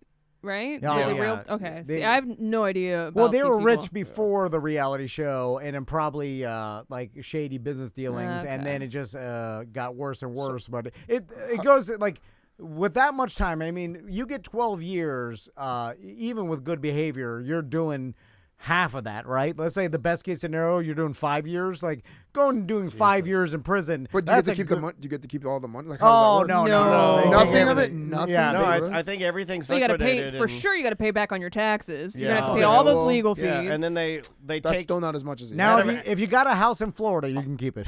Like I know that what from I'm OJ. saying is it worth doing? Would you go to jail for 5 years to have $50 million in the bank when you come out? Oh, you know, you don't have it in the bank. Like you get to keep your assets that are in like some sort of safe haven, like Florida. Like just what I said. Like OJ, that's what I realized. Like because certain states have laws where they can't take your house, and Florida's one of them. Yep. So you can keep your mansion if you get sued for everything. I mean, within reason. There's different things that happen, but yeah. They don't force you to sell your home residence, and if as long as it's in the right state. But other than that, you'll never. Well, they'll have to pay back all those bank loans and he'll never. IRS. And that's they took $30 million. They took all his show and all his businesses, so he's never going to be able to make money again. I mean, so this has been going on. He could write a book and make money off the book when he comes out. No, I think then you're going to get sued by everybody you defrauded, and they'll take all your future No, he'll earnings. be back in some weird way. This has been going on for the last 8 to 10 years. I remember even when his show was on the air, they had a whole controversy while the show was being filmed. And they just filmed right through it, that's how shows do now, it doesn't nuts. matter, you're being investigated. So what? Doesn't matter anymore. We have politicians and people that literally have investigations about them. It doesn't matter. It doesn't matter. It honestly doesn't matter. Imagine having that looming over your head every night. He looked fine. I know, that's what I'm saying. That's a different human. I'm a weak person, man. I'm weak in that regard. I but care too much. I couldn't even go to bed thinking that I screwed someone over. I was supposed to email these Solar Bears tickets last night. I was having a hard time sleeping. Got a goddamn stroke. Realizing that I couldn't He had get a full meltdown this morning telling me the story. Because I already promised him to the one guy. I messaged him you got it, buddy. They're on their way. What happened? I missed all the this. whole thing. Oh, my God. This is all while he was looking for the keys that were in the mud. And then I was worried about, I already promised these Solar Bears tickets. To the person that, they just answered a post, who wants some Solar Bears tickets? And I said, the answer is Todd Chrisley is smarter than both of us. I don't think it's smarter. It's a psychopath thing, all right? It's we need to be more psychopathic. It's a no conscience, the ability to not think about some sort of greed, right? shit. It's just greed. I need some greed. Greed's different. I can have greed, but I can't have greed and do something that I know that is man, if they catch me. Well, just the fact that I know bad stuff jail could be coming would freak me out. I think I'm going to bad stuff now. What do you mean? I think the second half of my life, the shorter half, all bad stuff. Is it called Breaking Bad? Yeah, there you go. All right. Let's plug some stuff. All right. Samantha, you got some semantics this week? I do have some semantics this week. We'll be recording with you heard Chris about this? Rock from Rock Pit Brewing on Friday afternoon. He is the co-founder of Rock Pit Brewing, which is the semantics sponsor. The chat room said Tom can't sleep thinking he screwed someone over, yet it's totally okay lying to someone to their face to avoid attending an event. Okay, well not coming to someone's party. Good job, Chad. Thank you. Well, because hurting someone's feelings doesn't carry the same weight as going to prison. He has no value of feelings. But also, I know that. I have value of feeling, but I'm doing it on purpose. If you invite me and then I'm I can't go later, I don't think it's a big deal, even though that's the thing I can't. Big deals I can't quantify. They say here comes the justification. Tom's a sociopath. Somebody said Tom's a sociopath. No, not coming to your goddamn Halloween party. Oh, now you're making it worse. I'm just saying, or the Solar Bears game. It's not that, it's all right, some things, who cares? They I care. And it's been so Everyone long. but you. I need that one little show up to put me off for the next year, 2 years, and I'll be okay. That's coming. The problem is if you do it, the carrot. You have to wait till the last moment where he's on his deathbed, and you're let's party, bro. Tell Seth to Don't come over. Say that. Why, of any people, that's the guy you talk about deathbed? Plug stuff. So, tell us about your dojo. It's on fire. Yeah, it's on fire right now. This place is lit. The dojo's it's lit. okay. Jungle's okay now, too. So they're both okay. JungleOrlando.com or karateoforlando.com. Yeah. Come bring your kids, bring yourself. Get in shape, especially after the New Year. You guys are eating all this bad, fat popcorn. Yeah.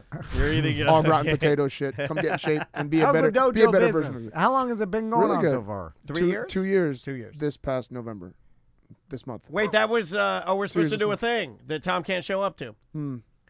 Yeah. Did you start it during the pandemic? Yeah. Yeah. Oh, yeah. Smart business. I started this dojo during the pandemic, and I started the jungle during the housing crash in 2000. 8. Oh, wow. What are you going to start doing? Don't open any more businesses because something bad's going to happen. No, there's a triple demic coming. Oh, wait till you buy your Subway. Are you going to buy a Subway? Subway? Buy a Subway. I hate Subway. What are you going to buy? Subway. I already had a Smoothie Miami King. That's How enough. about a Miami Sub? Smoothie King was enough. Let's get a Miami Sub. It's back, baby. It's back. You can get the sand bucket. You can get the sand bucket with the fries on the bottom. Fucking sand bucket. A chicken finger sand bucket. I like my food in a sand bucket. So a lot of people don't do that anymore. I do too. Oh God! Don't even get my wife started on Miami. My wife got fat when she was Fat Andrea. She had Miami subs. My wife at one point weighed 462 pounds. That's a true story. I like a good sand bucket or frisbee. Is Salty Salty Sisters going to put their kids' food in a frisbee? Whoa. I'm just saying. The place that puts their kids' meal in a frisbee is God crazy. That place, they were like, that. We don't need math. God is here. All right, let's get out of here. Guys, enjoy your Thanksgiving. If you're partying tonight, don't drink and drive. Yeah, please don't do that. It's so easy just to take a lift. Is anybody staying at the Air-T&D this weekend? Yes, absolutely. Oh, nice. Oh, yeah. How about on Thanksgiving?